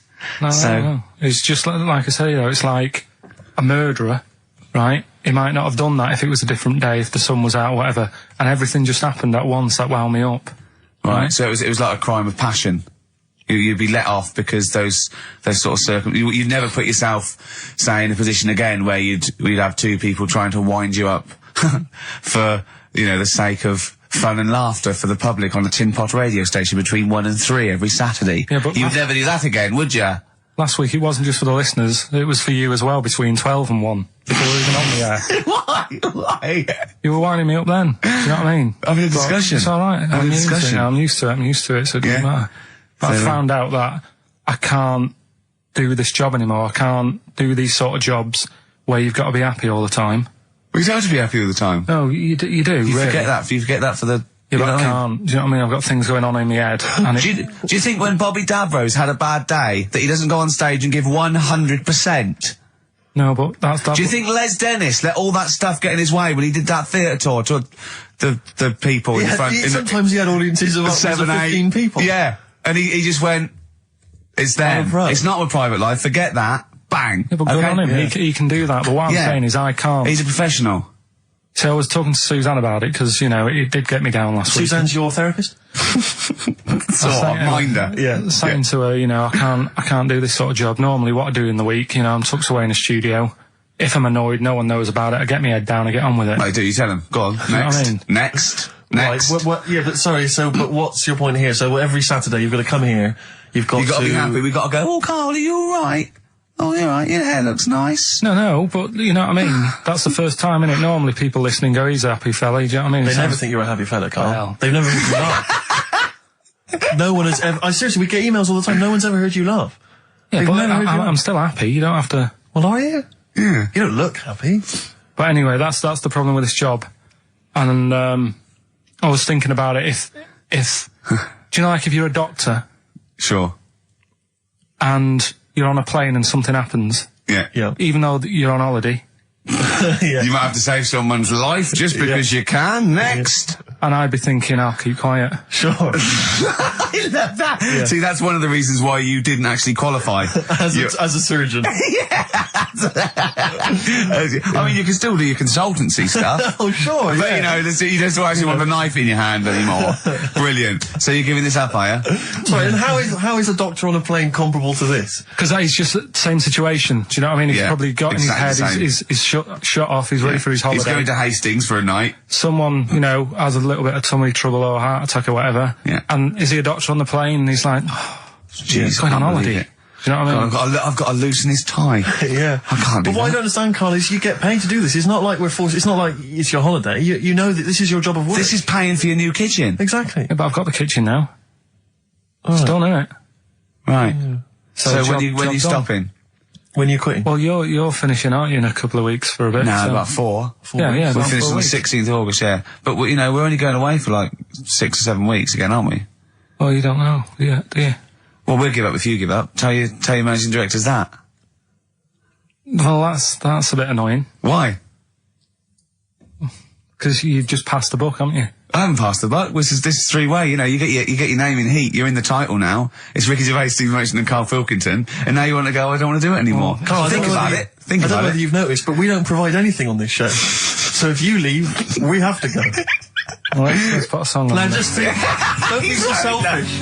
Don't be so selfish. Yeah. We need you. We've got nothing. Think of the Molly's Chambers, Kings of Leon. Brilliant. On XFM 104.9. So I'm not going to put pressure on you, Carl. I know you're scared of me saying this, right? But I'll tell you what we do, right? We're stopping this show on the 16th of August. We're going to film the Office specials, okay? And we'd be coming back, I don't know, August, September, middle October. If Carl does. Yeah. Now, I know that's pressure, but that's it. I think this is a 3-way show. So you don't have to do it. What should we do? Because I know we've been approached by a couple of others. What would you do? We've been approached by obviously better radio stations. I mean, if you're a listener, just think of any of the radio stations you prefer to listen to. That's some of the ones that have offered us gigs. So we could toy with those. Or we stay and we see this through and we get XFM on the map. We get a few sounders next year. I know, Rick, that I know you've had a passion since you started working at XFM to get the listeners into double figures. I know that's been one of your ambitions, and I think it would be a shame to give up so soon because you've done so much hard work. Yeah. That's for you to think about. So we've got 4 weeks left. That might be 4 weeks forever and never coming back, or 4 weeks for like an 8-week period. And that's for you to think about. So think if you enjoy the next 4 weeks, Carl. Yeah, but like I said to you though, the reason I did this was to get that kitchen, right? Now, brilliant. As we speak now, right? Builder's in the flat. He's been annoying me. Of course he has. Of course he has. What's he been doing? When he turned up on Monday, right? Yeah. Wanders in, and the first thing he says to me is, said, the pub across the road, is it any good?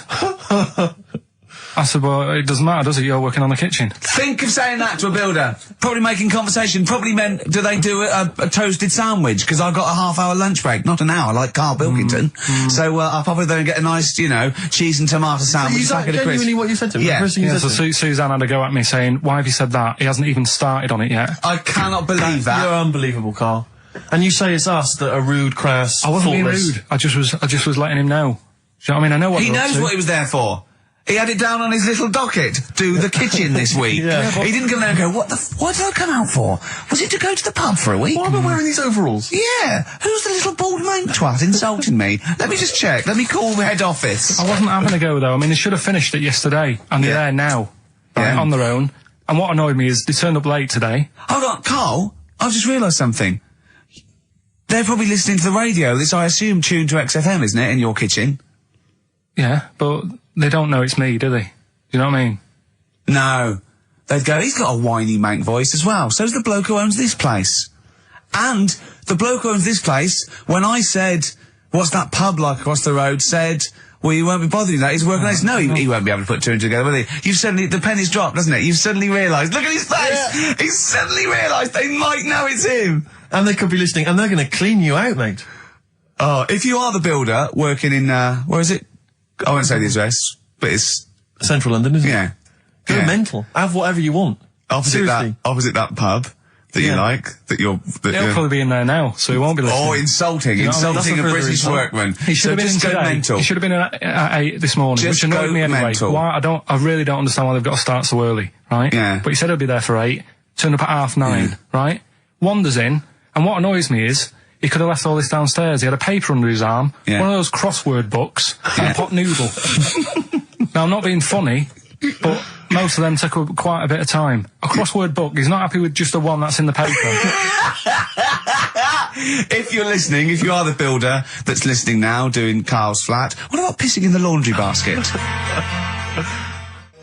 Lonesome Day, Bruce Springsteen, on XFM 104.9. So, you've realised now that the builder could well be listening, knowing exactly who you're talking about. There's a chance of it. Do you know what I mean? Yeah.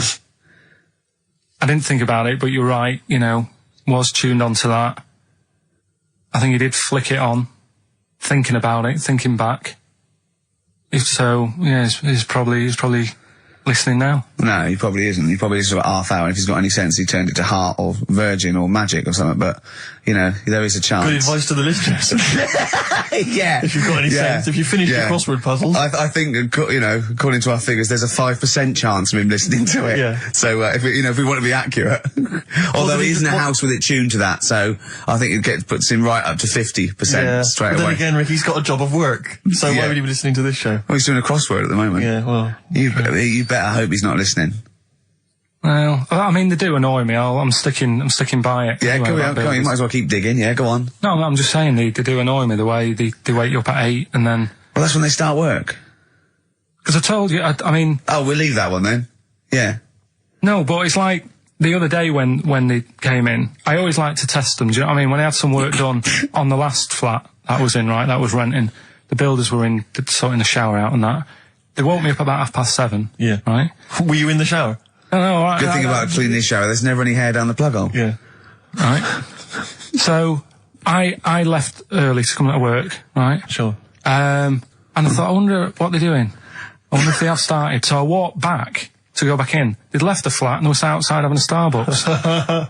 And it just annoys me that they couldn't do that first. Do you know what I mean? Have your breakfast first, then come and wake me up. But don't wake me up to then get me out of the flat and then say, right, let's go and have breakfast. Well, they've probably got to get in, haven't they? What for? What for? They can put all the tools in the little lobby bit. Do you know what I mean? Yeah. Just winds me up. Sure.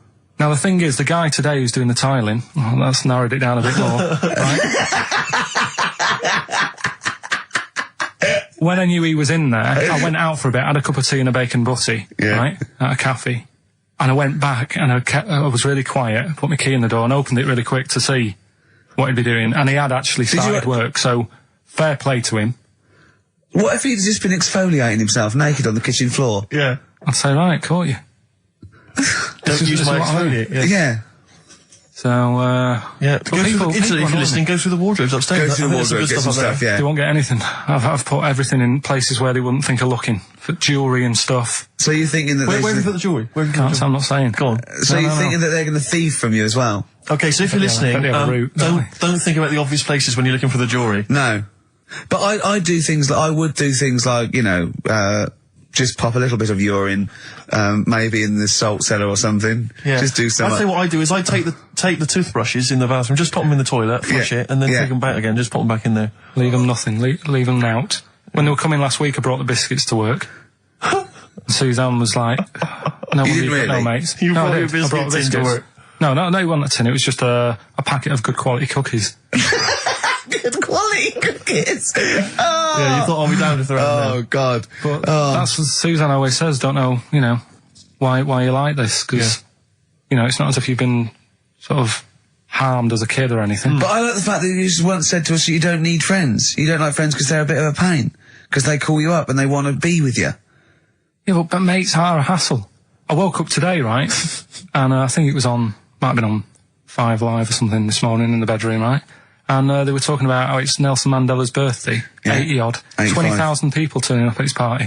I thought, I'm glad I'm not in. I couldn't be doing with that. 20,000 people. Think of the carpet afterwards. I mean, a good percentage of them will putting out fag butts on his carpet. After Tommy Walsh and Charlie Dimmock, what's her name? the lovely patio and the water feature. He's gonna come back and he's gonna go, oh, it's ruined. And what's he doing for his birthday? Karaoke? Chinese meal? Bit of karaoke? I wonder what Nelson Mandela's birthday party is like. Big cake. Bit of an enormous cake. Yeah. The Spice Girls jumping out. Yeah, the Spice Girls, isn't it? Well, everyone. I don't know. Yeah. We are the only three people that hasn't met him. I thought everyone's file would have been in the cake. Yeah. Yeah. Just in case, you never know. And, if Winnie calls, I'm not here. Have you not invited her? No, of course no, definitely not. Poor Nelson. Happy birthday. How old is he? 85. Oh, well done. No, God bless him. God bless him. Oh, 85 today. Oh. Right, bit of Songs of Phrase next then, yeah? Do you reckon? Oh, really? What's that one? Play in a minute. Right. Silence is Easy by Star Sailor on XFM 104.9. Sorry, it just suddenly struck me something. I don't know if I mentioned it before. You mentioned that you tried to catch your guy out when you came back once. You opened the door really quickly to see what he was up to. Did I ever tell you when I was at university? Now, I'm very tall and I've got enormous feet. Size 14. Size 14 shoes. And when I was at university, everyone, it seemed to me, was wearing Dr. Martens. It was like you had to wear a pair of Dr. Martens. It was kind of the rule. Dr. Martens is too big for you. Yeah, so that's a big pair of Dr. Martens. That's where the myth of the old woman who lived in a shoe, I think, I know. from people with my size shoes. Anyway, I just literally kind of moved to university. I'd been there for like literally a couple of months. And obviously in that first period, you're quite keen to kind of, reinvent yourself, strike yourself, try and give an impression of perhaps being quite sophisticated, worldly, cool, all those things that, you've left behind all your childhood friends. So you're trying to, develop something. But you didn't bother, you didn't. What, sorry? You didn't bother? No, I was working hard on it, and I was kind of, I was doing alright, and I had a tie-dye shirt, I was looking good. And, so I was trying, working hard to try and seem kind of cool and, not freakish. And, I came back from studies once, and I came in, and there was a little old cleaning lady that kind of would always come in every day and clean up our halls of residence. And I came back, and my door of my room was open, and there was like a little huddle of people just peering in, right? And I thought, this is odd, that my door's open and I'm not in there, and there's people staring in the door. And I looked in, and the little cleaning lady had my Dr. Martens on and was clumping around. Making them all laugh. Making them all laugh, doing an impression of me. That's amazing. Imagine that. Imagine the psychological scars that has. I know that she's more popular than you. Yeah, exactly. And they go, come on, Maud, let's go to the JCR. Exactly. And they carry her down. They go, drink. And she goes to, Steve, you better have that spotless by the time I come back. You go, all right, I will. All right. But what I like is the fact that I'm sure that's not part of the cleaner's code. The cleaner's code is you don't have the keys to everyone's room so you can go through their belongings and play practical jokes. I mean, surely it's a kind of, there's a trust. She must have looked like a wall bracket. I went bowling with him once the first time, and we went bowling at this place. Where was it? I mean, Finsbury Park. And I'd never been before. And he goes, you got to wear special shoes. I went, all right. He went, so. He goes, have you got size 14? And she went, yeah, I've got one pair. And she put them on the table, and they look like crusty. Honestly, honestly, it looked like, I just started laughing because they're so long and thin anyway, and they're multicolored, aren't they? They're two colours, and it looked like Krusty the Clown's feet. And then this teacher just went, all right, 14, that is big, isn't it? It is a huge size shoe. You're right, yeah. And it was just the one cleaner in them.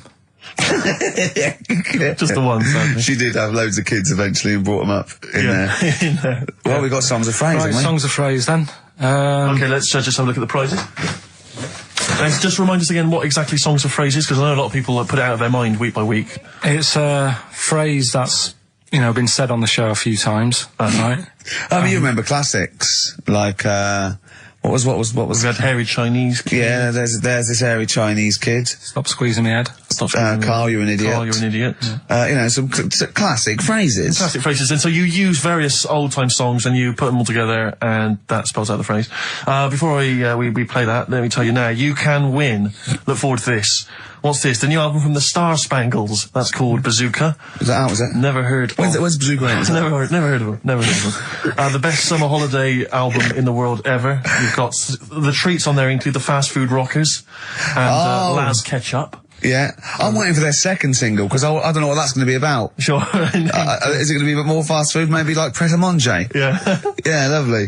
This is very good. Yeah, 2 disc set, the best of David Bowie. Inspiral Carpets, the best of them. Still don't know how they string that over 3 seasons. No idea. Bowie's is one. Yeah. We mentioned it last week, the American Song Poem Anthology. That's kind of a kooky collection of songs. And we've also got a couple of DVDs here. Stephen King's Rose Red. I've never heard of it. Straight to video. Yeah, made for television. Yeah. Will never be seen at the cinema. And I'm sure there's a lot of nerdlingers listening, so they will be loving Richard Dean Anderson in Stargate SG-1. Free inside, there's a collector's card, plus you can win some exclusive memorabilia. Brilliant. So I think a pair of their... Right, all you've got to do is listen to these, 13 songs, probably, to a well-known stupid phrase. It's only seven different songs, right? Well, just get the most you can. Just be rough. Artist or song, it'd do, right? And the phrase is about me dad nicking from telephone boxes. Right. You got to give them a clue because they've got to know what they're listening for. It's hard enough when you know. Dad is never going to stop robbing from telephone box. Is that it? Yeah. So what are these songs then? Go on it doesn't matter that some people don't know what that's about, do they? Doesn't matter. No, they don't. Well, your father's a thief. Email only. ricky.gervais@xfm.co.uk. Let's hear it. All right. From...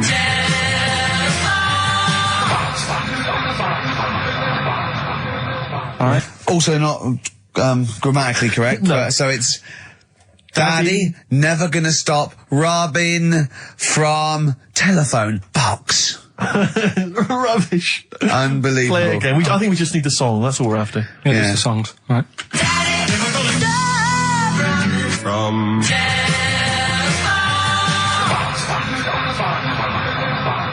Just again? Well, this is a desperate feature, isn't it? It really is awful. From... See, Rick, if we took more of an interest in this show, we'd have come in, listened to that, We'd have said no way. We'd have said no way. I don't care how long you spent on it. We've got a reputation. Yeah. We've won awards. We've won major awards. We're not putting that tat out. But, yeah, no. You know, that's what... But we're just giving the listener what they're used to. Exactly. So, I think more fool them for listening. ricky.gervais@xfm.co.uk. XFM. Eminem, Business on XFM 104.9. Carl, can I ask, because after last week's show, when you had your breakdown, you went off to Hastings with your girlfriend, stroke carer, Suzanne. Now, what does she... Because whenever we meet Suzanne, we bumped into Suzanne recently at the BBC, Ricky and I. She's always very nice to us, very polite. We have a nice little chat. But I'm always wondering, what is it that she thinks of us, really? You know, because I'm assuming you immediately go home and whinge. No, but they tortured me. You saw they tortured me on air. Now, what does she make of us? Did she listen to the show last week? Yeah, she did, yeah. She knew I was annoyed. Right. So, she sort of gave me a look like... You know what I mean? Like that, because we went to Hastings. That wasn't because you had, like, Marmite or something over your face? No, it was just like... So we didn't talk for a bit, I just was like, getting over it. Sure. Thinking, I'm sick of this. Yeah. Right? Is the new kitchen really worth it and all that? I phoned him up and left a message after the show. I said, you seemed a bit quiet when you left. I just want to make sure it wasn't anything I said.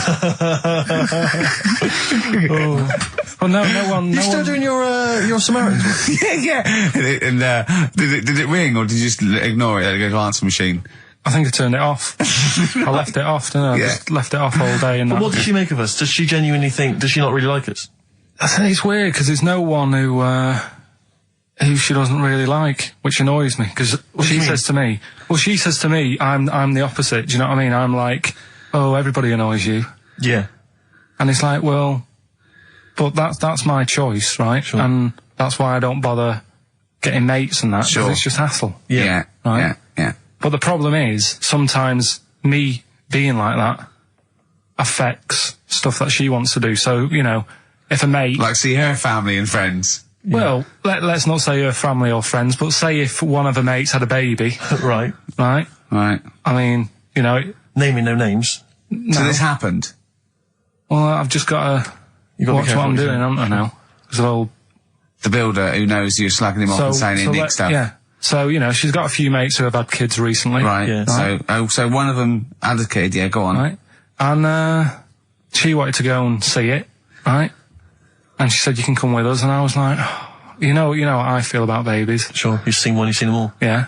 So, They all look like Mel Smith. Why do I need to see another one? Yeah. right? And she's like, yeah, but come and see it. You know, you get on with them. Come and see them. And I was like, it's a long way away. Yeah. You know what I mean? That's probably narrowed it down again. Yeah. To be honest. So, and that annoys her, because I can't be bothered. Do you know What what I did mean? you say? You say, oh, no, I'm not coming to see him. I don't I'm like not him. going all the way to Swindon. What is he?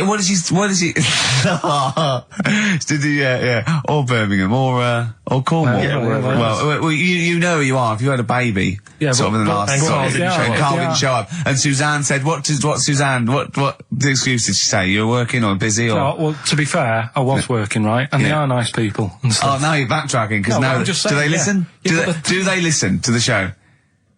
They might do. So you know they listen to the show. So once again, you've got an anecdote where the people who you've admitted to not liking to see their baby or No, care about no, them no, are no. listening to the show. No. Maybe it's, I don't know, maybe the builder's listening once They're again. nice people, I like them. Just sound like their baby. just sneeze in the chili pot. When the kid's older, I'll go and see them. Yeah. Just, you know what I mean? When it's got its own little character. As a baby, it could be any baby. You know what I mean? It's got nothing to offer me. I know what you mean. It could be a toy baby. But you know what I mean? It could be a bag of sugar. No, I know what you mean, yeah. Yeah. When it can start talking and, you know. And lend Play you around money. with it. yeah. yeah. Got good toys and stuff. It's well worth Yeah. going, but at the Yeah. moment, Yeah, nothing. I'll see it when it's about He 6. goes, oh, you want to go? Yeah, brilliant. Put it to bed. Let's have a game of Scrabble. Yeah. Do you know what I mean? Yeah. But yeah, that's what we were talking about on our way to Hastings last week. For me, that's where I went to chill after the. Of course, after the And that's where you decided you couldn't give 100% to the public if you weren't having a good day, like me and Steve do. Come rain or shine on a tin pot radio station that really doesn't, keep me in frappuccinos these days. But we'll say once again on air, this is official, and this is not to put pressure on you, that me and Steve are going away for a couple of months on the 16th of August to do the office special, and if Carl doesn't come back, nor will we, because I see it as a three-way thing, and that's the truth.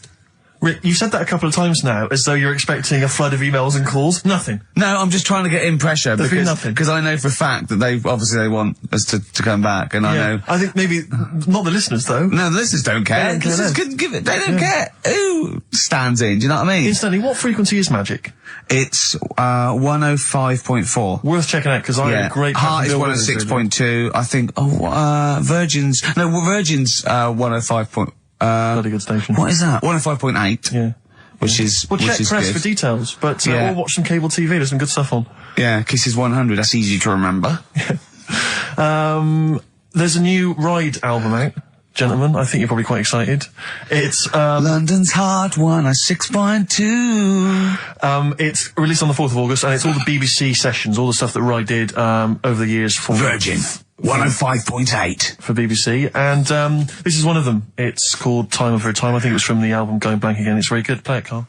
I play that for Pippa, who requested some Ride. That's from a new compilation called Waves, and it's the BBC recordings that Ride made during the 90s, and I think that was originally recorded for BBC Radio 1. That's a good station. Radio Bloody 1. good station. That's a good station if they're interested. Radio 1. So one of the. I think they pay quite well as well. Well, I enjoyed working for them. I know we used to work for them for a period of time. Until we got fired for slagging off. Simon Mayo. I think it was Simon Mayo. Do you remember that? I can't quite remember it. Well, we used to do this thing, Marianne Hobbs at night, and we were getting a bit busy, and so we were constantly handing in shoddier work. Right, we used to hand it like that and hand it to them. A theme there. A theme, I know, yeah. And to the point where they kept going, like every other week they go, we couldn't put it out. Why? Well, because it was the most offensive, or it was inaudible, or it was twaddle, or you didn't record it. There was things like that. Yeah. And then I think the straw that broke the camel's back was Simon Mayo had just broken the Guinness World Record for DJing. And we were going, oh, that's brilliant, yeah, in the air-conditioned studio with loads of scrotes getting cappuccinos for him. That's not work. Our dad used to build walls, that's work, not sitting down.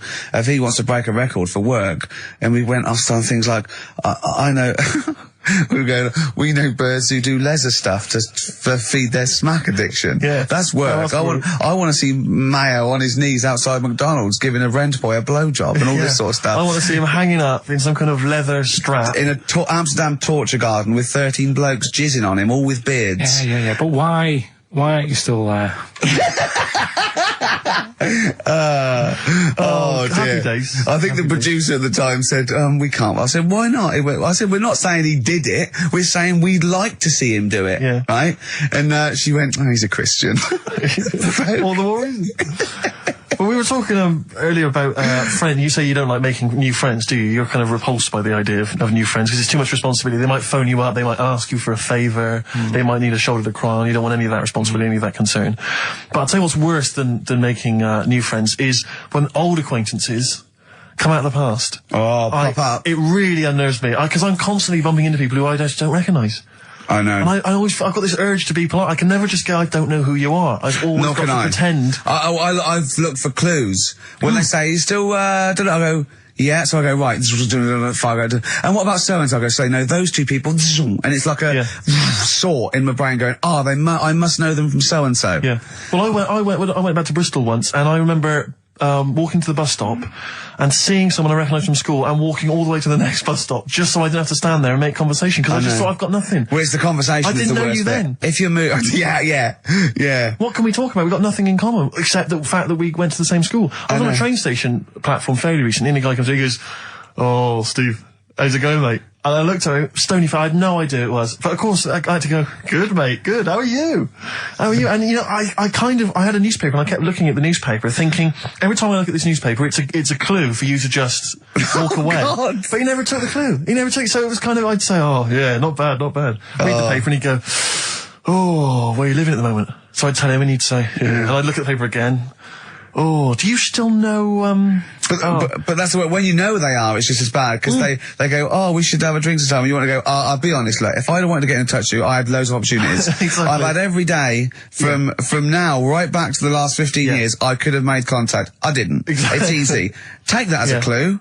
Yeah, I mean, If you are listening to this and you perhaps know me from school or university, you're thinking of getting in touch, do not bother. Ditto. I do not need your friends. You've got enough friends. Better ones. Better friends. I've got a number of better friends that I prefer. The reason I have not kept in touch is because I don't really like you. You've moved onwards and upwards. Moved on. I know people now, the likes of which have won major awards on television. Gervais, to name but one. He's happy. See, he's sat right here next to me now. That's all the friendship a man needs. If you have won 4 BAFTAs, then give me a bell. If you have not, kindly stay in your little underneath your particular rock, because we're not interested. We have kept you out of our lives for a reason. I did not accidentally lose your number. When I promised to send you a letter, it did not get lost in the post. Nothing gets lost in the post. Oh, yeah, exactly. Carl, what do you think of that? It's alright. That's that, but I'm honest with them though, when I see them. Do you know what I mean? I just say, "I don't know who you are, can't remember you." Not bothered. I'm not bothered. You know what I mean? Oh, that is genius. Anyway, Bit of Darkness.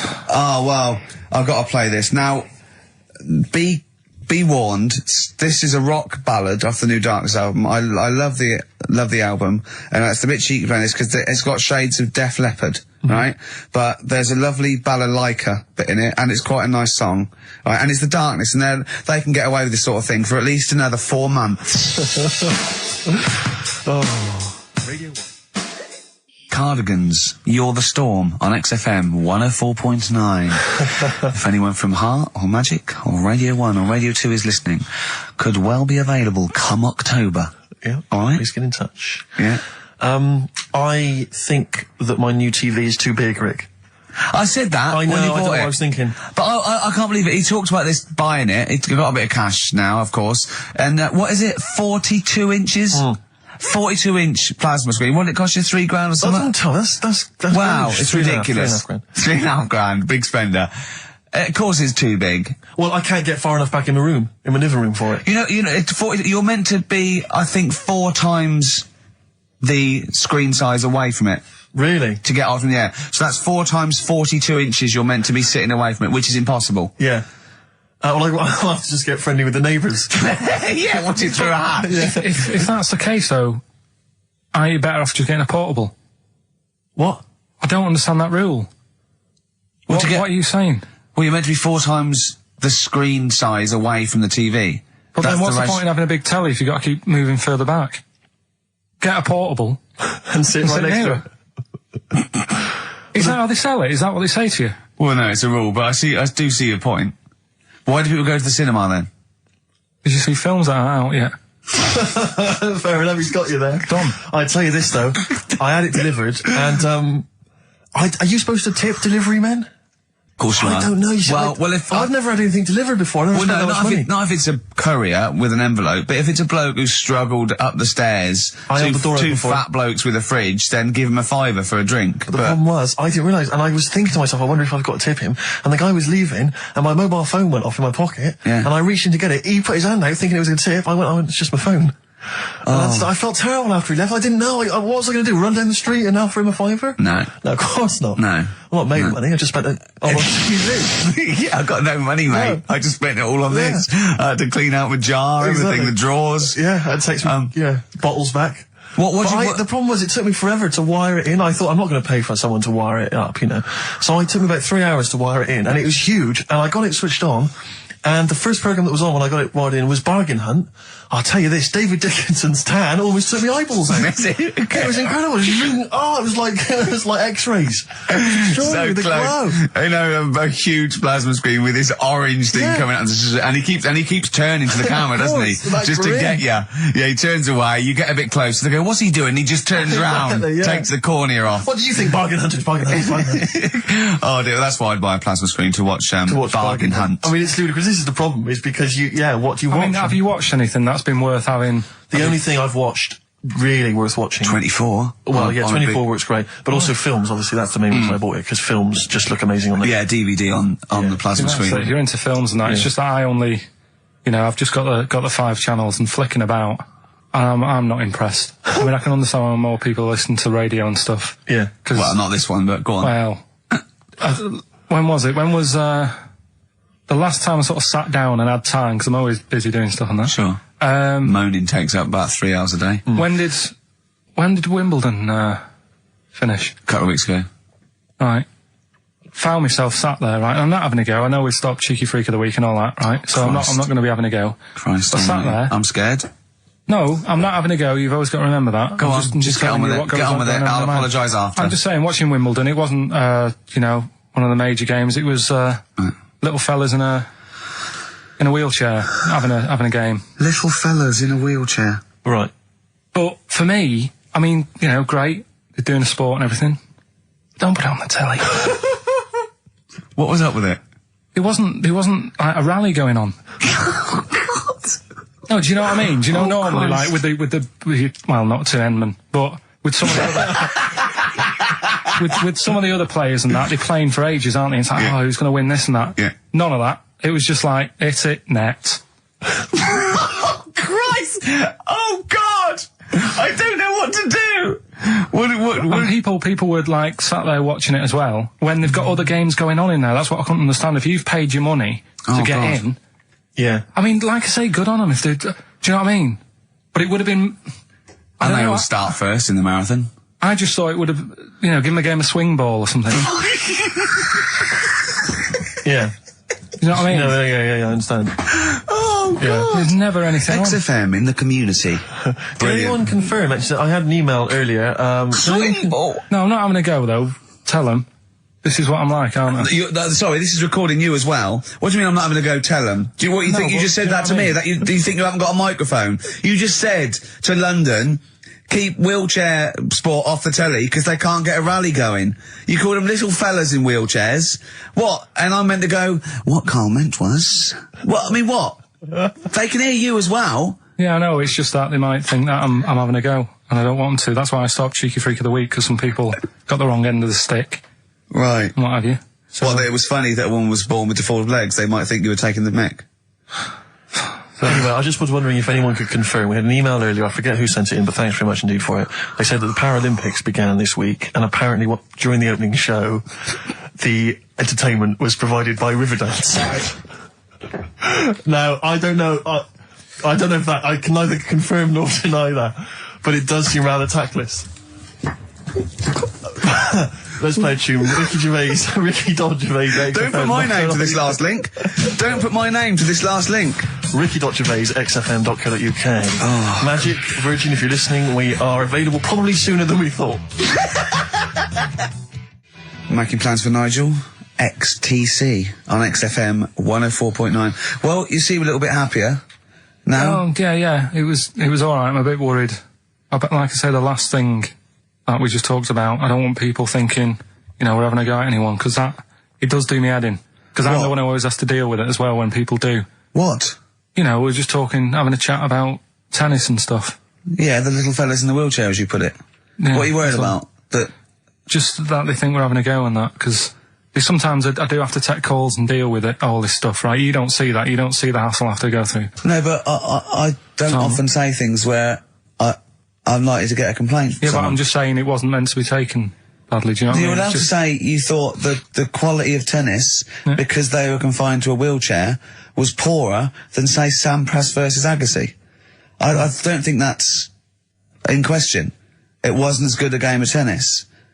That's what all you were saying. You weren't saying they shouldn't play or wreck the grass. Right mess. Well, stop. I'm just saying as well. I can confirm, incidentally, we've had several emails. I can confirm that Riverdance opened the Paralympics in Dublin recently. So I'm sure that was very good, very entertaining. Leave it then. Yeah, no, I'm sure it was entertaining. They're very good. Who was it that thought? Was it Jimmy that thought it was short for Paraplegic Olympics? Really? I've no idea. Yeah, it's Parallel Olympics, isn't it? It's yeah. But as we pointed out, that would be pretty much blow football. Yeah. There wouldn't be many sports in the Paraplegic Olympics. It stands for Parallel Olympics. I'm educating, Carl. Don't let me like that. I'm educating. I'm not saying funny little fellas in wheelchairs playing up the grass. What? I'm always educating. I'm always telling you about stuff that I learn about and that. That you get offhanded over, and it's about a monkey who became king. No. No? Have you got monkey news this week? Got a little bit of monkey news coming up. What does he do? Drive to Spain, rob a bank, or get married? No, we're done all them, aren't we?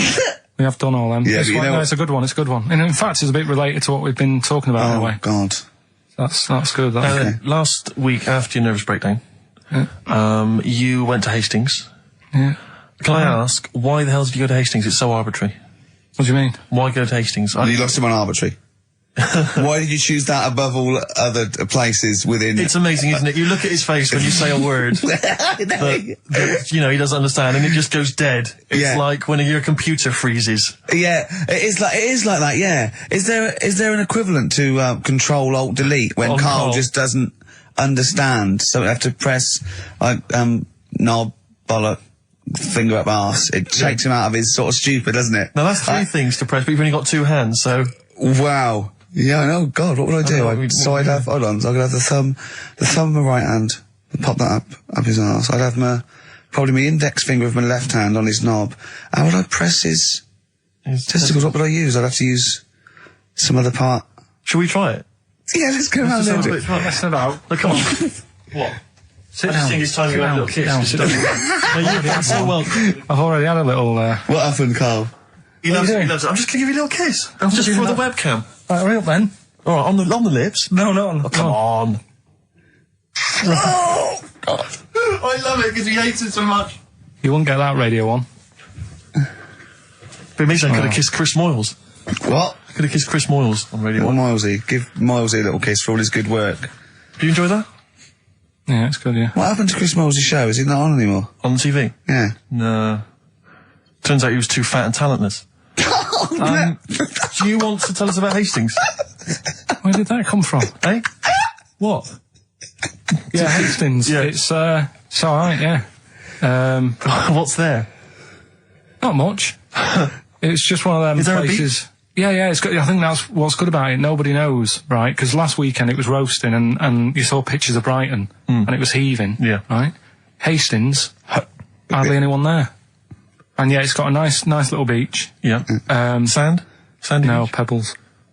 Well, that's alright, isn't it? You don't want the sand. Why do you want sand? Of course you want sand. A little bit, don't it? It's a murder building a sandcastle. No, you just sit there. You can't walk on pebbles, can you? It's well, it's all kind of it's sort of a bit dodgy underfoot. It's all right. The only annoying thing is right. It's one of them places that it's great to visit for a day. Yeah. But I wonder how people who live there get by. Why? Because all the shops are like them things that you go in and it's like a little pebble with a pebble stuck on the top and it says Hastings on it. So every shop does that. If you want bread and milk, you're done for. It's murder. Yeah. There must be a supermarket. I didn't see any. Seriously, it's all novelty things like that. Yeah. And then when I got back into London... Their houses. Yeah. Just covered in pebbles and, like, seashells and stuff. Oh, not rock for tea again. But the funny thing is, right, it's the first time I sort of noticed somewhere like that when you go, what do you do if you just want some Brillo pads or whatever? I'm walking in London... Never concerned me, that. Never needed Brillo pads in my life. No, but you know what I mean, the sort of things that... Yeah. It's a bit tricky to find, but in London, you've got the coverage. Yeah. Now, the weird thing is... I was walking home from... We had a drink the other night, right? Yeah. Walking down the road, and there was a shop that just sold, in London, chess pieces. Yeah. Is that the one on Great Portland Street? Round the corner from it. Yeah. Yeah. But that's... I think that's mental. I remember being in Brighton once and seeing a shop, and all it sold was the foam you put inside cushions. Yeah, there's one of those at Pentonville Road. But I don't know who opens a shop like that. I know where these things are. There's a hole in the market. Yeah. What was that shop we walked past yesterday? And it was like something really, really... chef uniform shop. Yeah. It's Dundee Street. Yeah. I'll tell you what, I opened a chef uniform. Mainly sort of check trousers and white hats. But there must be a lot of chefs around. I'm eating all the time. Someone's making the food. Yeah. The funny thing is, on the chess shop, right, they mustn't have been doing that well. And someone must have, the bosses must have been sat there going, not really working this, is it? Yeah, right? People only buy one chess set in their life. Yes. Right. Yeah, but the funny thing is, on the door, it's just said, come in and browse. Which I thought was odd. Did you? No, it was shut. Right? but the funny thing is, right, so you can imagine them sat there going, oh, it's not doing that well. And it's changed. They've actually changed the name of the shop now. Yeah. And now it says chess and bridge. Right, they've had to expand. So they've opened it up a little bit. Yeah. Yeah. But still. What do you buy for bridge, if not I don't know. cards? I don't know. I don't know. I don't play bridge, but I don't know. I don't think you need a lot of stuff for bridge except a pack of cards. I remember going... a table. When I was on... Three friends. On holiday once in Devon, past a shop. I don't know, if you ever need it, if you ever need an antique marionette, let me know, 'cause I know where there's a shop. Okay, yeah. Antique marionettes! I know. Again, you only need one, unless But you're I want to know who goes into this business. Well, son, what are you doing? Going to university to do law, father. Well, there's a factory there that makes the little plastic bits that goes on the end of chair legs. Do you want to take it over from me? We're not really, no. It's all set up. Yeah. It's all set up. Oh, God. All right, Dad, but just for a couple of years. Someone's got to make them. Someone's got to make the little plastic bits that go on the end of chairs. Well, if you make them, call us on 1 2 3 4 9 7 3 4. Weird though, isn't it? Weird though, isn't it? Right, listen, songs of phrase answers next. We'll go out of the way. I'll tell you what, play it once more so that people have got a chance to actually enter. Hang on, Keep keep talking. Oh, I can't be Should be ready, Carl. This is terrible. Here we go. From... Right. That is the well-known phrase, Daddy's never gonna stop robbing telephone box. The well-known phrase. And we're looking for the songs, I think. I don't care. All right. Libertines on XFM 104.9. I'm Ricky Gervais. With me, Steve Merchant. Over there is Karl Pilkington. I'd be great for Heart. You really would. Wouldn't I? You really Virgin, I'd probably. BBC Radio 2 would be my first. All one. Late night one would be good. All good stations, all professional stations. Yeah. 4 weeks to go. 4 weeks to go before we may give up or we may come back. Who knows? It's all up to Karl Pilkington. Can I just extend an apology? I was a little bit crass earlier, and I made some unsavoury remarks about Radio 1 DJ Chris Moyles. I'd like to apologise. Funny man Chris Moyles. I would like to apologise for that, but it gave me an idea. You, the listeners, who do you hate? Email in ricky.gervais@xfm.co.uk. I just think that we've never really used XFM as a kind of, as a research tool, really. And it seems to me that we can get great opportunity. And it's we don't sort of do this thing. We don't go on there and sort of like slag off other people and people in the public eye. Well, we pick on targets that can't fight back. Helpless, the elderly, people suffering in some way that really, and particularly we don't want to pick on people like Chris Moyles, who's got a big platform, much bigger platform. We want people who can't answer back. Yeah, so, who do you hate? That's us. Who do you hate? I don't want people you went to school with or your boss. Do you know what I hate, Steve? Who do you hate, Rick? Right, my top three, just in your top three, would be Hitler, Mussolini, and General Pinochet. Really? No, probably Moylesy, Harry Potter and Jamie Oliver. Nice. But what are your top three? No, don't make them comical, don't make them... These are the people that wind you up. When you see them on TV, if you hear them on the radio, if you see them in a magazine, they just... they make your kind of blood boil. Might be us. It could be us. Well, I'm expecting that. We know that... we're not stupid. We could take it as read that it's us. Yeah. And then if anyone other let's than assume it's us, so we want other people. Yeah. But I want to draw up the top 5 people. I don't want to hear things like Tony Blair and Jeffrey Archer and fascism. No. Just people who make your flesh crawl for no fault of their own. Well, really? Well, sometimes their own, because they're talentless or fat. But that'd be good. That'd be a good long-term poll over the next 4 weeks. And then in 4 weeks' time we go, well, we're off. We're in the top 10. Exactly. But here are the other 9. So I think it's just genuinely going to be quite interesting. So ricky.gervais@xfm.co.uk. Maybe who you hate and why. It's like giving a reason in the diary room. Yeah. You can't just nominate someone. You've got to say and why. Sure. But if you can't be bothered to write and why, just nominate. Yeah. Because that means we've got a lot of reading to do if they start doing that, Rick. Yeah. Keep it down to one sentence. Yeah. So the reason to be, so-and-so because they can't walk. Something like that. Sure. Maybe. Now then, we were playing earlier Songs of Phrase. We have had... I mean, the answers I could literally count on the fingers of one hand.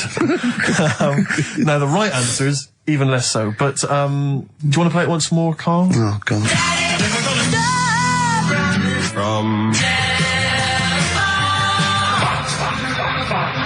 There was 7 songs in there. Right. Read them out, Colin. What are they? It was have you got it written down? I can remember them. Daddy Cool. Right. Boney M. Yeah. Never Gonna Give You Up. Rick Astley. Yeah. Never Gonna. Write them down! Stop. Sam Brown. Right. Stop. Robin was Miss Robinson by Simon and Garfunkel. Mrs. Robinson. Yeah. Hang on a minute. That's not Robin. Oh. From Russia with Love, Matt Monro. Right. Telephone hanging on the telephone, Blondie. And then Box. Living in a Box. Living in a box. Well, listen, no, I don't think anyone got them all right. No. If you did get them all right, I'm sorry, but I gave up checking the emails a long time ago. So, I'm going to give it to Michelle Flower, because she got a few of them right. So, well done, She got a lot right there, actually. Yeah. Well done. Good, well done. She got 5 out of 7, so well done, Michelle. And you get all those great prizes. Incidentally, we mentioned that Stargate SG-1, I'm sure you look forward to that, Michelle. That features Richard Dean Anderson. Had a lot of emails, people saying, is that the same Richard Dean Anderson or Dickie Anders that used to email in and said he loved the show? What's happened to Dickie Anders? I've not heard from Dickie for ages. So, Dickie, if you're listening, Richard Anderson, if anyone knows Richard Anderson, what's happened to him? Well, I think we know his top 3. Yeah, exactly. So, Dickie Anders, if you're still out there, get in touch with Anders. Little saucer. Right? Yeah. Anders. I just was going to say, you're talking about people who annoy you and that. Yeah. Like, not many sort of celebrities annoy me because I think, well, some people like them. You know what I mean? Yeah. But things that affect me, like the builders. Right? You're a philosopher. Go on. The builders annoy me. Right? Sure. Yeah. And you could say that's a bit of stereotyping, but all the people who I've met who have been builders have always annoyed me. Right? So that's because they've been working on your house in your space. I mean, that's like all the builders that have been round your flat making a noise when you're trying to get some sleep have annoyed you. Well, that. Brilliant. But also someone in the office in the week, right, who works here. Yeah. He's a good lad, named Lenny, right? It's called Lenny. He proposed to his missus using XFM. So like he popped in Zoe's show. Right, his girlfriend sat out there. She didn't know what was going on. She was asked to come in. Even she wasn't listening. She was out there. she probably had a Walkman on or something. Yeah. Well, just that. She was just to Jono. He had to fax Jono with the request. Dear Jono, I am broadcasting from Mexico at the moment. My girlfriend's listening to you. Oh, God. London's Hot 106.2. Great stuff. But it's just that thing of, like, abusing your position, I think, annoys me. Do you know what I mean? Yeah. Because I just was thinking, if he worked for a cab company, would he have done that over... That's one of my hates. People who abuse. Do you know what I hate? Dictators who have just sort of like, they've got there by unfair means, now they're sort of like hurting the, like, little people and that. Really? Yeah, that's what I hate the most. Yeah. Do you know what I don't like? What? Famine. No, it winds me right up. Famine and disease. Oh, I get so annoyed with it. Tune from Wilco. This is called I'm the Man Who Loves You from their album Yankee Hotel Foxtrot. XFM 104.9. Who do you hate? Ricky.Gervais, xfm.co.uk. Fascists. Wilco from their album Yankee Hotel Foxtrot. And that's a song called I'm the Man Who Loves You, XFM 104.9. Isn't that brilliant? Van Dando, All My Life. Beautiful. On XFM 104.9. Well, that's nearly it. It's the big one. It's what people tune in for. They probably tune in about 10 to these days. For Monkey News. With, Karl Pilkington. Can we hear the jingle? Only 4 to go. Oh, chimpanzee, that Monkey News. Right, this one's about it's been emailed in to me. Right. I haven't really had time to check it out this week. No, you're joking. Been busy. Ooh, I hope it's not stupid. Goes back to 1908, and the person's saying it's a good story and that, and they're surprised I haven't picked up on it yet. Right? The Olympics, right? In 1908 in London. Apparently it was meant to happen in Italy, but it was cancelled. Don't know why. Right? And it happened in London.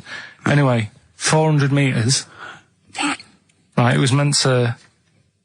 there was a fella who was going to do the run, right? And the favourite to win it was this Bulgarian guy, right? Who was like a newcomer. Okay, these are a few things it cannot be. One, he injures himself, so a monkey steps in and wins. 2, he does a drugs test. It turns out that he is a monkey. So if it's either of those, right, I'm gonna go mad. So anyway, the fella, right, this favourite, everyone's putting the money on him, thinking, yeah, he's going to do it. Is he hairy? Is this bloke hairy? So anyway, the race happens. Yeah. And everybody's lined up, ready to run. And, everyone's saying, yeah, he's going to win, he's going to win. Then suddenly, a bit of murmuring going on. People going, oh, what's going on here? Right. He's eating a banana. And there's a fella in the lane next to him. Yeah. Right? He's going, who's that? He doesn't look familiar. Oh, Christ, Carl. You go. Right? Doesn't look familiar. Who's he? Weird. What's going on? What's going on? What's going on? Yeah, what is it? What is it? Or who is it? I mean, not what is it? So they go in... So they say, well, he might not be that any good. Do you know what I mean? He might not be good. He might. It's just a bit short. And he's only 3'6", and he's hunched over on his knuckles. So I didn't realise it was fancy dress. Yeah. So I don't think he's going to be any good. So the race starts. Oh, he's put his finger up his arse. That's weird for runners to do that before a race.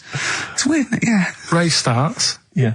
The fella that no one recognises wins it. People go, what's gone on here? Yeah, sure. Do you know what I mean? We had our money on the favourite. What's gone on? Who is this guy? Yeah. Anyway, he stood up there, right? He's looking well happy. Yeah. He's lifting the trophy and everything. Right. Long arms. That trophy's higher than...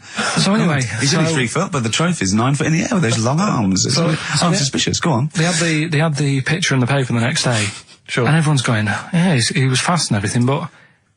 quite hairy for a run. Oh, I'll tell you Quite hairy for a run. Because normally they shave themselves, don't they, to make them faster. And no. Going, how did he manage it? It's really hairy and that. So anyway, he wins the stuff. He walks away with a cup. The people who are in charge of the running, or like the Olympic Committee, look further into it. Turns out it was a chimp. Right, keep talking. Right? No, don't keep talking. Shut up. This is monkey news. If you can't handle the news... It's news from 1909 and I haven't heard about a chimp winning the Olympics. Right, be quiet. What happened there then? 400 metres, right? Now the thing is... talk shit. The annoying thing was, Ricky. It took so long for the Olympic Committee, right, to find out that it was a monkey. It was going manic. It went into loads of races. It was picking up loads of, shut up! Right? He became a celebrity. It was doing endorsements on TV. Don't talk shit. It said he managed to win the same race 4 years later in Athens because... How did he get to Athens? Well, it's a joke. They're winding you up, Carl. Weird. It's not weird. It's isn't it? right. I do not believe it. Well, that's okay. There's only 3 of them to go then. Right, because we're probably all leaving in 4 weeks' time, and that's the end, I've got to get onto a sort of mainstream radio station, because I don't think there's any other sort of tin pot place like this, is there? No. So I'm going to clear up my act a little bit. I've got an album from the Capital Radio Library, and it's the best punk album in the world ever. So if Cap's listening, I'm just going to show that I can do a mainstream. I'm going to play a classic song, and I'm going to announce it right and everything. So if you get a job on a decent station, you'll take me with you, will you? We're a pair. Brilliant. So okay, here we go. Right, if anyone's listening, just to show that I can do mainstream radio. Okay. Well, that's all. Okay. Well, you're getting nervous. Okay. Come on. Shall I get a mic and do it? It's all right. Okay. Well, that's about all there is time for today. You've been listening to Ricky Gervais with me, Stephen Merchant. Across the way, K-Man Pilkers. We're going all the way back now, a classic song from the late 1970s, and this is Devo with Mongoloid.